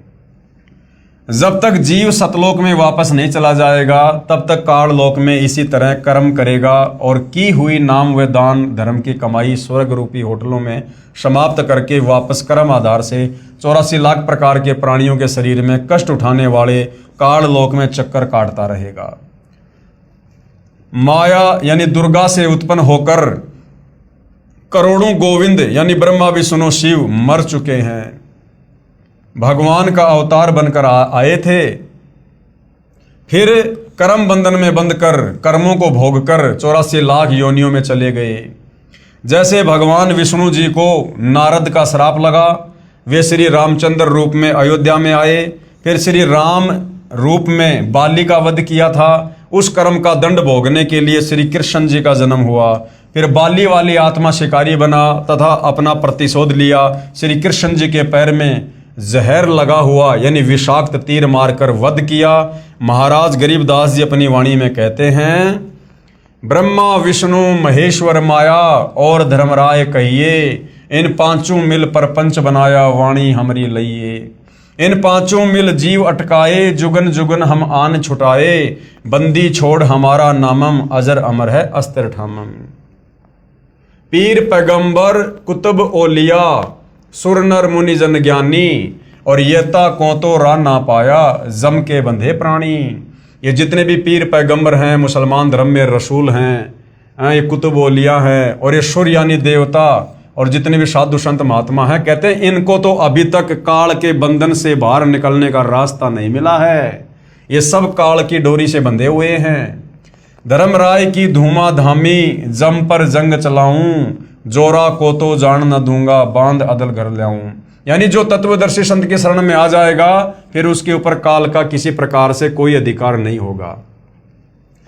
काल अकाल दोहूं को मोशूं, महाकाल सिर मुंडूं, मैं तो तकत हजूरी हुक्मी चोर खोज को ढूंढूं। मुल्ला माया मग में बैठी हंसा चुन चुन खाई, ज्योति स्वरूपी भया निरंजन मैं ही करता भाई। 87 दीप मुनीश्वर बंधे मुल्ला डोरी, एत्या में जमका तलवाना चलिए पुरुष किशोरी।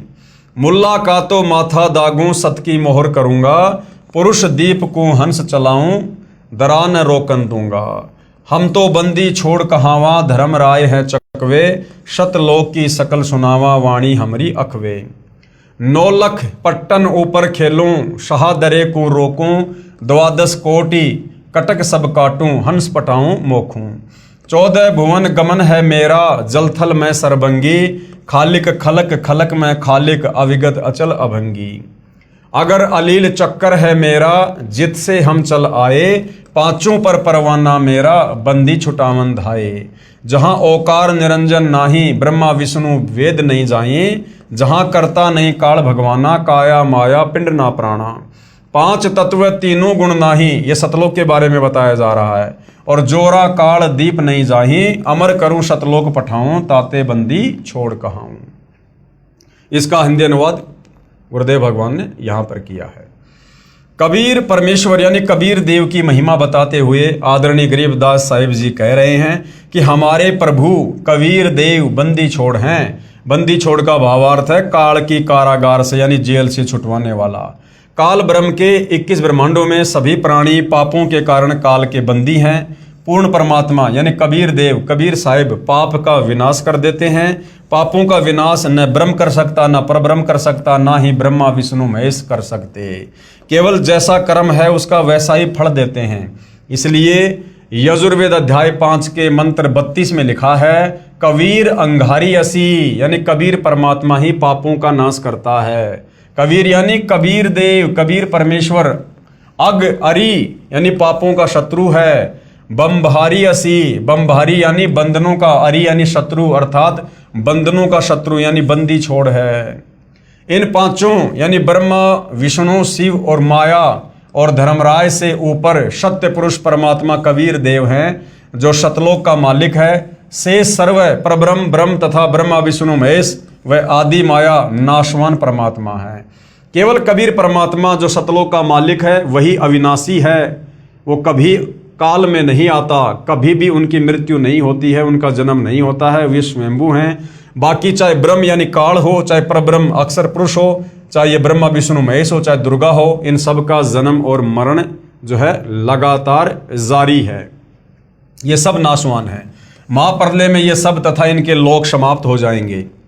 आम जीव से कई हजार गुना ज्यादा लंबी इनकी उम्र है, परंतु जो समय निर्धारित है वह एक दिन पूरा अवश्य होगा। इसी विषय में आदरणीय गरीबदास जी महाराज ने कहा है शिव ब्रह्मा का राज इंद्र गिनती कहाँ, चार मुक्ति बैकुंठ समझ एता लहा। शंख जुगन की जूनी उम्र बढ़धारिया, जा जननी कुर्बान सुकागज पारिया। येती उम्र बुलंद मरेगा अंतरे, सत्य सतगुरु लगे न कान न भेटे संतरे। क्या अनुवाद किया गुरुदेव ने? चाहे शंख युग की लंबी उम्र भी क्यों ना हो, वह एक दिन समाप्त जरूर होगी। यदि सत्य पुरुष परमात्मा यानी कबीर देव कबीर साहिब के नुमाइंदे पूर्ण संत गुरु जो 3 नाम का मंत्र जिसमें एक ओम, दूसरा तत्, तीसरा सत्य जो सांकेतिक है जो नाम देता है तथा उसे पूर्ण संत द्वारा नामदान करने का आदेश है, उसे उपदेश लेकर नाम की कमाई करेंगे तो हम सतलोक के अधिकारी हंस हो सकते हैं। अब भाई और बहनों, कबीर परमेश्वर अपना कोई भी नुमाइंदा यहाँ नहीं भेजता है। कबीर परमेश्वर अपने आप को छुपाते हुए अपने आप को ही कबीर जी का दास बताकर, नुमाइंदा बताकर आप और हमें यहाँ पर तत्व ज्ञान समझाते हैं, सतगुरु की भूमिका करते हैं। सत्य साधना बिना बहुत लंबी उम्र कोई काम नहीं आएगी, क्योंकि निरंजन लोक में दुख ही दुख है। यानी काल के लोक में चाहे लाखों साल की उम्र प्राप्त कर लो, यहाँ पर दुखों के सिवा कुछ भी नहीं है। कबीर जीवन तो थोड़ा ही भला, जय सत सुमरण होए, लाख बरस का जीवना लेखे धरे न कोई। यदि सत्य साधना की जाए तो कम उम्र ही अच्छी है। यदि सत्य साधना सत्य पुरुष की नहीं है तथा काल ब्रह्म की व देवताओं व देवियों की पूजा करके व प्राणायाम आदि करके लंबी आयु जीने वालों का कोई लेखा यानी मोक्ष मार्ग में नहीं किया जाएगा। इतनी लंबी आयु जितनी शंकर जी की है मिल जाए तो भी एक दिन मृत्यु अवश्य होगी, और करोड़ों बार हो चुकी है, अरबों बार हो चुकी है। ब्रह्मा विष्णु महेश की जो इतनी लंबी उम्र है ये भी अरबों करोड़ों खरबों बार मर चुके हैं। आम जीव की तो गिनती नहीं है। भक्ति गलत है, इसलिए जन्म तथा मृत्यु का चक्कर बना रहेगा। ऐसी उम्र का क्या औचित्य। कबीर साहिब अपनी यानी पूर्ण ब्रह्म की जानकारी स्वयं ही बताते हैं कि इन परमात्माओं से ऊपर यानी ब्रह्मा विष्णु महेश से ऊपर, दुर्गा से ऊपर, ब्रह्म से ऊपर, परब्रह्म से ऊपर असंख्य भुजा का परमात्मा सत्य पुरुष है जो सतलोक सचखंड सतधाम में रहता है, तथा उसके अंतर्गत सर्वलोक यानी इस ब्रह्म काल के 21 ब्रह्मांड व ब्रह्मा विष्णु शिव आदि के लोक तथा परब्रह्म यानी अक्षर पुरुष के 7 संग ब्रह्मांड व अन्य सभी ब्रह्मांड आते हैं, और वहां पर शतनाम शारनाम के जाप द्वारा जाया जाएगा जो पूरे गुरु से प्राप्त होता है। और पूरा गुरु वर्तमान में धरती पर केवल सतगुरु रामपाल जी है। सचखंड यानी सतलोक में जो आत्मा चली जाती है उसका पुनर्जन्म नहीं होता, यानी वो आत्मा फिर वापस काल के लोक में नहीं आती है, और ना सतलोक में कभी वो मृत्यु में आती है। केवल एक बार जन्म होता है, उसके बाद फिर मृत्यु कभी नहीं होती है। सत्य पुरुष यानी पूर्ण ब्रह्म कबीर साहिब कबीर देव ही अन्य लोकों में स्वयं ही भिन्न भिन्न नामों से विराजमान है। जैसे अलख लोक में अलख पुरुष, अगम लोक में अगम पुरुष और अकय लोक में अनामी पुरुष रूप में विराजमान हैं। ये तो उपमात्मक नाम है, परंतु वास्तविक नाम उस पूर्ण पुरुष का कबीर देव, भाषा भिन्न होकर कबीर साहिब है। अब भाइयों और बहनों, सिख धर्म के प्रवर्तक आदरणीय नानक जी की वाणी में भी सृष्टि रचना का संकेत है, प्रमाण है। आदरणीय नानक जी की वाणी में सृष्टि रचना का प्रमाण है। हम यहाँ पर नानक जी के नाम के आगे साहिब शब्द का यूज नहीं कर सकते, क्योंकि वर्तमान में भाइयों और बहनों कलयुग की बिचली पीढ़ी है, मोक्ष का प्राइम टाइम है। हालांकि नानक जी की भूमिका कबीर परमात्मा ने की थी, लेकिन हम वर्तमान में चूंकि कलयुग की बिचली पीढ़ी में हमने सतगुरु रामपाल जी को सतगुरु धारण कर लिया है, और हमारे लिए हमारे सतगुरु से बढ़कर फिर और कोई साहिब नहीं है। यदि हमने किसी और में साहिब देखा, किसी और को साहिब माना, तो फिर हम पतिव्रता पद से नीचे गिर जाते हैं। आदरणीय नानक जी की वाणी में सृष्टि रचना का संकेत है। श्री नानक जी की अमृतवाणी महला 1 राग बिलावलू अंश 1 गुरु ग्रंथ साहिब पेज नंबर 839।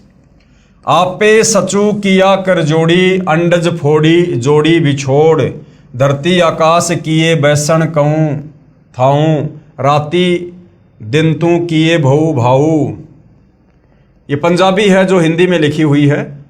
जिन किए करी वेखण हारा, तृतीया यानी तीनों, ब्रह्मा विष्णु महेशा, देवी देव उपाय वैशा, पौन पानी अग्नि विसराऊं, ताहि निरंजन साचो नाऊं, तिसु मही मनवा रहिया लिव लाई, पर्णवती नानकू काड़ू न खाई। उपरोक्त अमृतवाणी का भावार्थ है कि सच्चे परमात्मा सत्य पुरुष ने स्वयं ही अपने हाथों से सर्व सृष्टि की रचना की, यानी अपने वचन से, अपने शब्द से। उसी ने अंडा बनाया, फिर फोड़ा तथा उसमें से ज्योति निरंजन निकला। यानी सिख धर्म के प्रवर्तक नानक जी की वाणी में भी, गुरु ग्रंथ साहिब में भी सृष्टि रचना का प्रमाण है कि ज्योति निरंजन यानी काल की उत्पत्ति सतलोक में कैसे हुई। कबीर परमात्मा ने वो अंडा बनाया, उसमें आत्मा प्रवेश करी, अक्षर पुरुष को जगाने के लिए जल में अंडा छोड़ा, अंडा 2 भाग हुआ, उसमें से जो आत्मा निकली, नानक जी कह रहे हैं वो कौन था? वो ज्योति निरंजन था, वो काल था। उसी पूर्ण परमात्मा ने सर्व प्राणियों के रहने के लिए धरती, आकाश, पवन, पानी आदि 5 तत्व रचे। अपने द्वारा रची सृष्टि का स्वयं ही साक्षी है, दूसरा कोई सही जानकारी नहीं दे सकता। यानी कबीर परमात्मा अपने द्वारा रची गई सृष्टि का खुद ही साक्षी है, क्योंकि सर्वप्रथम परमात्मा अकेले ही थे और वे स्वयं ही यहाँ इस पृथ्वी लोक पर आकर सृष्टि रचना की यथार्थ जानकारी देते हैं। तो तत्वदर्शी संत के रूप में खुद कबीर परमात्मा ही धरती पर आते हैं। फिर अंडे के फूटने से निकले निरंजन के बाद तीनों श्री ब्रह्मा जी, श्री विष्णु जी तथा श्री शिव जी की उत्पत्ति हुई, तथा अन्य देवी देवता उत्पन्न हुए, तथा अनगणित जीवों की उत्पत्ति हुई। उसके बाद अन्य देवों के जीवन चरित्र तथा अन्य ऋषियों के अनुभव के 6 शास्त्र तथा 18 पुराण बन गए। पूर्ण परमात्मा के सच्चे नाम यानी सतनाम की साधना अनन्य मन से करने से तथा गुरु मर्यादा में रहने वाले को श्री नानक जी कह रहे हैं कि काल नहीं खाता, यानी उसका मोक्ष हो जाता है। राग मारू अंश अमृतवाणी महिला 1 गुरु ग्रंथ साहिब पेज नंबर 1037। सुनहु ब्रह्मा विष्णु महेशु उपाये, सुने वर्ते जुग सपाए, ईशु पद विचारे सो जनु पूरा, तिस मिलिए भरमु चुकाईदा, शाम वेदु ऋगु जुजरू अर्थर बणु, ब्रह्म में मुख माया है त्रैगुण, ताकि कीमत कहीं न सके, को त्यों बोले ज्यों बुलाईदा। क्या अनुवाद किया है गुरुदेव ने? उपरोक्त अमृतवाणी का सारांश है कि जो संत पूर्ण सृष्टि रचना सुना देगा तथा बताएगा कि अंडे के 2 भाग होकर कौन निकला, जिसने फिर ब्रह्मलोक की सुन में अर्थात गुप्त स्थान पर ब्रह्मा विष्णु शिव जी की उत्पत्ति की, तथा वह परमात्मा कौन है जिसने ब्रह्म यानी काल के मुख से 4 वेदों पवित्र ऋग्वेद, यजुर्वेद, सामवेद, अर्थर्वेद को उच्चारण करवाया, वह पूर्ण परमात्मा जैसा चाहे वैसा ही प्रत्येक प्राणी से बुलवाता है। इस सर्व ज्ञान को पूर्ण बताने वाला संत मिल जाए तो उसके पास जाइए, तथा जो सभी शंकाओं का पूर्ण निवारण करता है वही पूर्ण संत अर्थात तत्वदर्शी है, जो वर्तमान में सतगुरु रामपाल जी हैं। आप अपनी किसी भी प्रकार की शंका का, जो भी आपको आध्यात्मिक शंका है, आप निसंकोच अपनी शंका का समाधान उनके सत्संग सुनकर, उनके द्वारा लिखी गई पुस्तकें पढ़ के कर सकते हैं। श्री गुरु ग्रंथ साहिब पेज नंबर 929, अमृतवाणी श्री नानक जी की, राग रामकली महला 1, दक्षिणी ओंकार। ओंकारी ब्रह्म उत्पत्ति, ओंकारू किया जिनिचित, ओंकारी शैल जुग भय, ओंकारी वेद निर्मय, ओंकारी शब्दी उदरे, ओंकारी गुरु मुखितरे, ओनम अक्षर सुनहु विचारू, ओनम अखरू त्रिभुवन सारू। क्या अनुवाद किया है गुरुदेव ने। उपरोक्त अमृतवाणी में श्री नानक जी कह रहे हैं कि ओंकार अर्थात ज्योति निरंजन काल से ब्रह्मा जी की उत्पत्ति हुई। कई युगों मस्ती मारकर ओंकार यानी ब्रह्म ने वेदों की उत्पत्ति की, जो ब्रह्मा जी को प्राप्त हुए। 3 लोक की भक्ति का केवल एक ओम मंत्र ही वास्तव में जाप करने का है। इस ओम शब्द को पूरे संत से उपदेश लेकर अर्थात गुरु धारण करके जाप करने से उद्धार होता है। विशेष श्री नानक जी ने तीनों मंत्रों ओम प्लस तत् सत का स्थान स्थान पर रहस्यात्मक विवरण दिया है। उसको केवल पूर्ण संत तत्वदर्शी संत ही समझ सकता है। यानी सतगुरु रामपाल जी ने ही गुरु ग्रंथ साहिब को देखकर पढ़कर और सिख भाइयों को समझाया है, अन्य भगत समाज को समझाया है कि आदरणीय नानक जी के द्वारा जो वाणियाँ बोली गई हैं, जो आगे चलकर गुरु ग्रंथ साहिब के रूप में लिपिबद्ध की गई हैं, उनमें सृष्टि रचना का ज्यों का त्यों प्रमाण है। उसको केवल पूर्ण संत तत्वदर्शी संत ही समझ सकता है, तथा तीनों मंत्रों के जाप को उपदेशी को समझाया जाता है। गुरु ग्रंथ साहिब पेज नंबर 1038, उत्तम सतगुरु पुरुष निराले, शब्दी रते हरि रस मतवाले, रिद्धि बुद्धि सिद्धि ज्ञान गुरु ते पाइये, पूरे भाग मिलाइदा, सतगुरु ते पाए बिचारा, सुन समाधि सचे घरबारा, नानक निर्मल नादू शब्द धुनि, सचू रामे नामी समाइदा। क्या अनुवाद किया गुरुदेव ने। उपरोक्त अमृतवाणी का भावार्थ है कि वास्तविक ज्ञान देने वाले सतगुरु तो निराले ही हैं। वे केवल नाम जाप को जपते हैं, अन्य हठ योग साधना नहीं बताते। यदि आपको धन दौलत पद बुद्धि या भक्ति शक्ति भी चाहिए तो वह भक्ति मार्ग का ज्ञान पूर्ण संत ही पूरा प्रदान करेगा। ऐसा पूर्ण संत बड़े भाग से ही मिलता है। वही पूर्ण संत विवरण बताएगा कि ऊपर शून्य यानी आकाश में अपना वास्तविक घर सतलोक परमेश्वर ने रच रखा है। उसमें एक वास्तविक सार नाम की धुन आवाज हो रही है। उस आनंद में अविनाशी परमेश्वर के सार शब्द से समाया जाता है, अर्थात उस वास्तविक सुखदायी स्थान में वास हो सकता है, अन्य नामों तथा अधूरे गुरुओं से नहीं हो सकता। आंशिक अमृतवाणी महला पहला श्री गुरु ग्रंथ साहिब पेज नंबर 359 और 360। शिव नगरी में आसनी बैसों कल्प त्यागी वादम, सिंडी शब्द सदा धुनि सोहे, अहि निशि पूरे नादम, हरि कीर्ति रह राशि हमारी, गुरु मुखपंथ अतीतम, सगली ज्योति हमारी समिया, नानक वर्ण अनेकम, कह नानक सुन भरतरी जोगी, पार ब्रह्म लिव एकम। उपरोक्त अमृतवाणी का भावार्थ है कि श्री नानक जी कह रहे हैं कि हे भरतरी योगी जी, आपकी साधना भगवान शिव तक है, उससे आपको शिव नगरी में स्थान मिला है, और शरीर में जो सिंगी शब्द आदि हो रहा है वह इन्हीं कमलों का है, तथा टेलीविजन की तरह प्रत्येक देव के लोक से शरीर में सुनाई दे रहा है। हम तो एक परमात्मा पार ब्रह्म अर्थात सर्व से पार जो पूर्ण परमात्मा है, अन्य किसी और एक परमात्मा में लो यानी अनन्य मन से लगन लगाते हैं। हम ऊपरी दिखावा भस्म लगाना हाथ में डंडा रखना नहीं करते।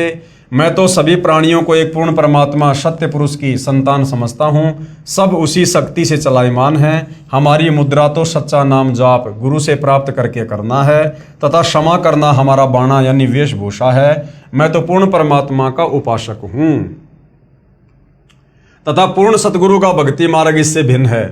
अमृतवाणी राग आशा महला 1 श्री गुरु ग्रंथ साहिब पेज नंबर 420। आशा महला जिन नामू विसारिया दूजे भरमी बुलाई, मूलो छोड़ी डाली लगे, किया पावही छाई, साहिबू मेरा एक है अवरू नहीं भाई, कृपया ते सुख पाइया साचे परथाई, गुरु की सेवा सो करे जिसु आप ही कराए, नानक सिरु दे छूटिए दरगह पति पाए। उपरोक्त वाणी का भावार्थ है कि श्री नानक जी कह रहे हैं कि जो पूर्ण परमात्मा का वास्तविक नाम भूलकर अन्य भगवान के नामों के जाप में भ्रम रहे हैं, वे तो ऐसा कर रहे हैं कि मूल यानी पूर्ण परमात्मा को छोड़कर डालियों तीनों गुण रूप रजगुण ब्रह्मा, सतगुण विष्णु, तमगुण शिव जी की सच्चाई यानी पूजा कर रहे हैं। उस साधना से कोई सुख नहीं हो सकता, अर्थात पौधा सूख जाएगा तो छाया में नहीं बैठ पाओगे। भावार्थ है कि शास्त्र विधि रहित साधना करने से व्यर्थ प्रयत्न है, कोई लाभ नहीं। इसी का प्रमाण पवित्र गीता अध्याय 16 श्लोक 23-24 में भी है। उस पूर्ण परमात्मा को प्राप्त करने के लिए मनमुखी यानी मनमानी साधना त्याग कर पूर्ण गुरुदेव को समर्पण करने से तथा सच्चे नाम के जाप से ही मोक्ष संभव है, नहीं तो मृत्यु के उपरांत नरक जाएगा। यानी जितने भी धर्मशास्त्र हैं, जितने भी महापुरुष हैं, सब केवल एक ही भाषा बोल रहे हैं कि भैया इस काल ज्योति निरंजन की भक्ति तक आप चाहे कितना ही जोर लगा लो, कितना ही कुछ कर लो, काल ब्रह्म से नीचे दुर्गा है, फिर ब्रह्मा विष्णु महेश है, फिर देवी देवता हैं, फिर नीचे ये धर्मगुरु ने पाखंड पूजा शुरू करी रखी है। आप चाहे 21 ब्रह्मांड के अंतर्गत, काल के अंतर्गत कितनी साधना कर लो, आपका मोक्ष नहीं हो सकता, आप जन्म मरण से छुटकारा प्राप्त नहीं कर सकते। उसके लिए भैया कबीर परमात्मा समय समय पर खुद ही धरती पर तत्वदर्शी संत बनकर आते हैं, सच्चे सतगुरु बनकर आते हैं। उनसे उपदेश लेकर आजीवन मर्यादा में रहकर भक्ति करने से ही आप सतलोक जा सकते हो। श्री गुरु ग्रंथ साहिब पेज नंबर 843 844 बिलावलू महला। मैं मन चाहूँ घना साची बिगासी राम, मोही प्रेम प्रिय प्रभु अविनाशी राम। अविगतो हरि नाथु नाथ है, तिसे भावे सोथिए, कृपालु सदा दयालु, दाता जिया अंदर तू जिए, मैं आधारूं तेरा तू खसमू मेरा, मैं ताणू तकिया तेरो। साची सूचा सदा नानक गुरुस बदी झगरू निबेरो। उपरोक्त अमृतवाणी में श्री नानक साहिब जी कह रहे हैं कि अविनाशी पूर्ण परमात्मा नाथों का भी नाथ है, यानी भगवानों का भी भगवान है। कौन? कबीर भगवान, अर्थात देवताओं का भी देव है। सर्व प्रभुओं श्री ब्रह्मा जी, श्री विष्णु जी, श्री शिव जी तथा ब्रह्म व परब्रह्म पर भी नाथ है, यानी परमात्मा है, अर्थात स्वामी है। मैं तो सच्चे नाम को हृदय में समा चुका हूँ। हे परमात्मा, सभी प्राणियों का जीवन आधार भी आप ही हो, मैं आपके आश्रित हूँ, आप मेरे मालिक हो। आपने ही गुरु रूप में आकर सत भक्ति का निर्णायक ज्ञान देकर सर्व झगड़ा निपटा दिया, अर्थात सर्व शंका का समाधान कर दिया। श्री गुरु ग्रंथ साहिब पेज नंबर 721 राग तिलंग महला। एक अरज गुप्तम पेश तो दर कौन करतार, हक्का कबीर करीम तू बे परवरदिगार। कबीर परमेश्वर का नाम तक लिखा हुआ है गुरु ग्रंथ साहिब में। नानक बुगोयद जंतूरा तेरे चाकरा पखाक। उपरोक्त अमृतवाणी में स्पष्ट कर दिया है कि हे हक्का कबीर यानी सत्य कबीर, आप सत्य कबीर, और कौन करतार यानी शब्द शक्ति से रचना करने वाले शब्द स्वरूपी प्रभु, अर्थात सर्व सृष्टि के रचनहार हो। आप ही बेऐब यानी निर्विकार परवरदिगार, सर्व के पालन करता दयालु प्रभु हो। मैं आपके दासों का भी दास हूँ। कौन कह रहे हैं? नानक जी। किसको कह रहे हैं? अपने गुरु कबीर जी को, जो उनको बेई नदी पर आकर मिले थे, सचखंड दिखाया था। आगे श्री गुरु ग्रंथ साहिब पेज नंबर 24 राग श्री महला। तेरा एक नाम तारे संसार, मैं एह आस एहो आधार। नानक नीच कह विचार, धानक रूप रहा करतार। उपरोक्त अमृतवाणी में प्रमाण किया है कि जो काशी में धानक यानी जुलाहा है, यही करतार है, कुल का सिरजनहार है। अति आधीन होकर श्री नानक साहिब जी कह रहे हैं कि मैं सत्य कह रहा हूं कि यह धानक अर्थात कबीर जुलाहा ही पूर्ण ब्रह्म सत्य पुरुष है। विशेष उपरोक्त परमाणु के सांकेतिक ज्ञान से प्रमाणित हुआ। सृष्टि रचना कैसे हुई? पूर्ण परमात्मा की प्राप्ति करनी चाहिए, जो पूर्ण संत से नाम लेकर ही संभव है। उसके बाद भाइयों और बहनों, अन्य संतों द्वारा सृष्टि रचना की दंत कथा, यानी तत्वदर्शी संत के अलावा सृष्टि रचना के विषय में सही सही जानकारी अन्य कोई भी धर्मगुरु नहीं दे सकता, चाहे उसकी कितनी महिमा हो, चाहे कितने करोड़ों में उसके फॉलोवर हों। तो बाकी जो ये निरंकारी पंथ है, धन धन सतगुरु पंथ है, इन पंथों के गुरुओं ने भी सृष्टि रचना के विषय में बताया है, परंतु आधी अधूरी जानकारी है, दंत कथा। अन्य संतों द्वारा जो सृष्टि रचना का ज्ञान बताया है वह कैसा है? सृष्टि रचना के विषय में राधा स्वामी पंथ के संतों के व धन धन सतगुरु पंथ के संत के विचार। पवित्र पुस्तक जीवन चरित्र परम संत बाबा जयमल सिंह जी महाराज, पेज नंबर 102-103 से सृष्टि की रचना, सावन कृपाल पब्लिकेशन, दिल्ली। पहले सतगुरु यानी पहले सतपुरुष निराकार था, फिर आकार में आया तो ऊपर के 3 निर्मल मंडल सतलोक, अलखलोक, अगमलोक बन गया तथा प्रकाश तथा मंडलों का नाद बन गया। आदि अधूरी सी जानकारी है, गोल मटोल बात। पवित्र पुस्तक सार वचन, प्रकाशक हैं राधा स्वामी सत्संग सभा, दयाल बाग, आगरा। सृष्टि की रचना, पेज नंबर 8।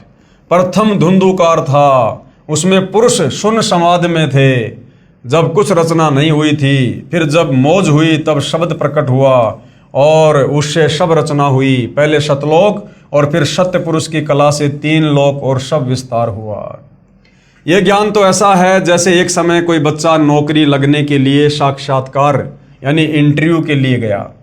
गुरुदेव कह रहे हैं कि इन अन्य संतों के द्वारा जो जोड़ तोड़ करके आदि अधूरी सृष्टि रचना बताई गई है अपने भक्तों को, ये सृष्टि रचना तो ऐसे है, इसको समझने के लिए परमात्मा एक छोटा सा चुटकुला सुना रहे हैं।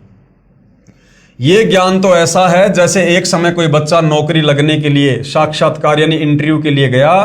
अधिकारी ने पूछा कि आपने महाभारत पढ़ा है? लड़के ने उत्तर दिया कि उंगलियों पर रट रखा है। अधिकारी ने प्रश्न किया कि 5 पांडवों के नाम बताओ। लड़के ने उत्तर दिया, एक भीम था, एक उसका बड़ा भाई था, एक उससे छोटा था, एक और था तथा एक का नाम मैं भूल गया। उपरोक्त सृष्टि रचना का ज्ञान तो ऐसा जानो। सत्य पुरुष व सतलोक की महिमा बताने वाले व 5 नाम ओंकार, ज्योति निरंजन, ररंकार, सोहम, सतनाम देने वाले व 3 नाम अकाल मूर्ति, सत्य पुरुष, शब्द स्वरूपी राम देने वाले संतों द्वारा रची पुस्तकों से कुछ निष्कर्ष। यानी राधा स्वामी और धन धन सतगुरु पंथ में इस प्रकार के नाम दिए जाते हैं। तो इनके गुरुओं के द्वारा सृष्टि रचना के विषय में क्या बताया गया है? संत मत प्रकाश भाग 3 पेज नंबर 76 पर लिखा है कि सचखंड या सतनाम चौथा लोक है। सतनाम जो कि जपने का मंत्र है, उसको लोक बता रहे हैं, उसको जगह बता रहे हैं। यहां पर सतनाम को स्थान कहा है। फिर इस पवित्र पुस्तक के पेज नंबर 79 पर लिखा है कि एक राम दशरथ का बेटा, दूसरा राम मन, तीसरा राम ब्रह्म, चौथा राम सतनाम। यहां पर राम बता दिया सतनाम को। कभी तो सतनाम को जगह बता रहे हैं, कभी सतनाम को राम बता रहे हैं। ये असली राम है। फिर पवित्र पुस्तक संत मत प्रकाश पहला भाग पेज नंबर 17 पर लिखा है कि वह सतलोक है, उसी को सतनाम कहा है। पवित्र पुस्तक सारवचन नसर यानी वार्तिक पेज नंबर 3 पर लिखा है कि अब समझना चाहिए कि राधा स्वामी पंथ सबसे ऊंचा मुकाम है यानी जगह है कि जिसको संतों ने सतलोक और सचखंड और सार शब्द और सत शब्द और सतनाम और सत्य पुरुष करके बयान किया है। यानी सतनाम जाप करने का मंत्र है या कोई जगह है या परमात्मा का नाम है, ये भी इन संतों को नहीं पता है। पवित्र पुस्तक सारवचन नसर आगरा से प्रकाशित पेज नंबर 4 पर भी उपरोक्त ज्यों का त्यों वर्णन है। पवित्र पुस्तक सचखंड की सड़क पेज नंबर 226 संतों का देश सचखंड या सतलोक है, उसी को सतनाम सतशब्द सार शब्द कहा जाता है। विशेष उपरोक्त व्याख्या ऐसी लगी जैसे किसी ने जीवन में न तो शहर देखा है, ना कार देखी है और ना पेट्रोल देखा है और ना ड्राइवर का ज्ञान हो कि ड्राइवर किसे कहते हैं। और वह व्यक्ति अन्य साथियों से कहे कि मैं शहर में जाता हूँ, कार में बैठकर आनंद मनाता हूँ। फिर साथियों ने पूछा कि भाई कार कैसी है, पेट्रोल कैसा है और ड्राइवर कैसा है, शहर कैसा है? उस गुरु ने उत्तर दिया कि शहर कहो चाहे कार कहो एक ही बात है। शहर भी कार ही है, पेट्रोल भी कार कोई कहते हैं, ड्राइवर भी कार कोई कहते हैं, सड़क भी कार कोई कहते हैं। अर्थात ये राधा स्वामी पंथ वाले धन धन सतगुरु पंथ वाले गुरु ये सतनाम की व्याख्या करते हैं कि सतलोक भी सतनाम है, सत्य पुरुष भी सतनाम है, सचखंड भी सतनाम है। मतलब इनको सृष्टि रचना के विषय में 1% भी ज्ञान नहीं है कि सृष्टि रचना वास्तव में है क्या। केवल जोड़ तोड़ करके कबीर परमेश्वर की वाणियों को ना समझकर कहीं का ईंट कहीं का रोड़ा उठाकर इन्होंने इस प्रकार की सृष्टि रचना बनाई हुई है। आओ विचार करें।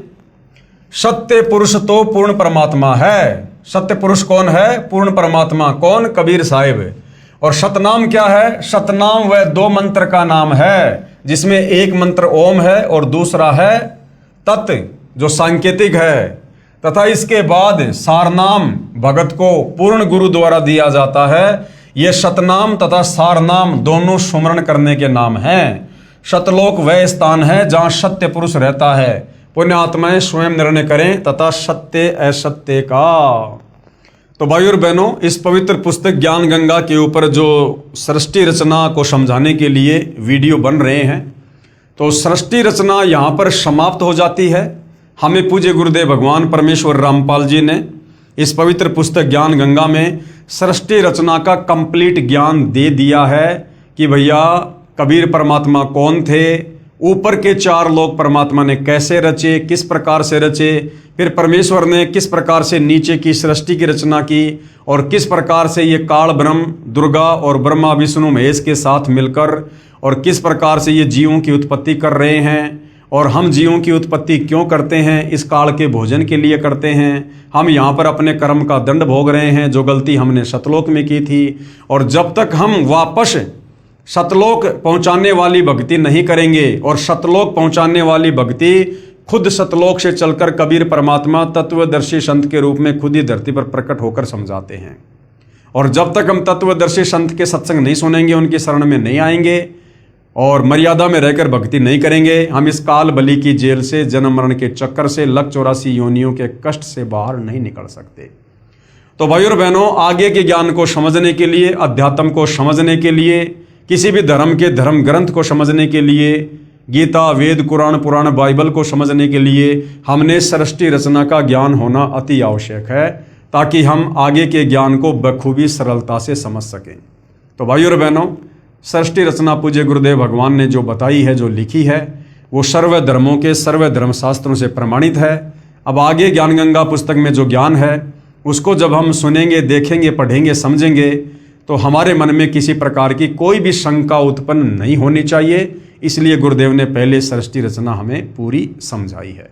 तो भाई और बहनों, आज के वीडियो में केवल इतना ही, और प्रार्थना करूंगा यदि आपको सतगुरुदेव जी का ज्ञान धीरे धीरे समझ में आ रहा है, तो आप जी YouTube पर गुरुदेव के सत्संग सुनिएगा और अतिशीघ्र उनसे नाम उपदेश लेकर अपनी आत्मा के कल्याण की दिशा में आगे बढ़िएगा। तो आज की वीडियो में भाई और बहनों केवल इतना ही। कल रात्रि 8:30 बजे हम फिर आगे बढ़ेंगे। तब तक पूज्य गुरुदेव भगवान हम सबको आज्ञा दे, सद्बुद्धि दे, हमारा मार्गदर्शन करे, हमें भ्रमने भटकने से बचाए। बंदी छोड़ सतगुरु रामपाल जी परमेश्वर जी की जय हो।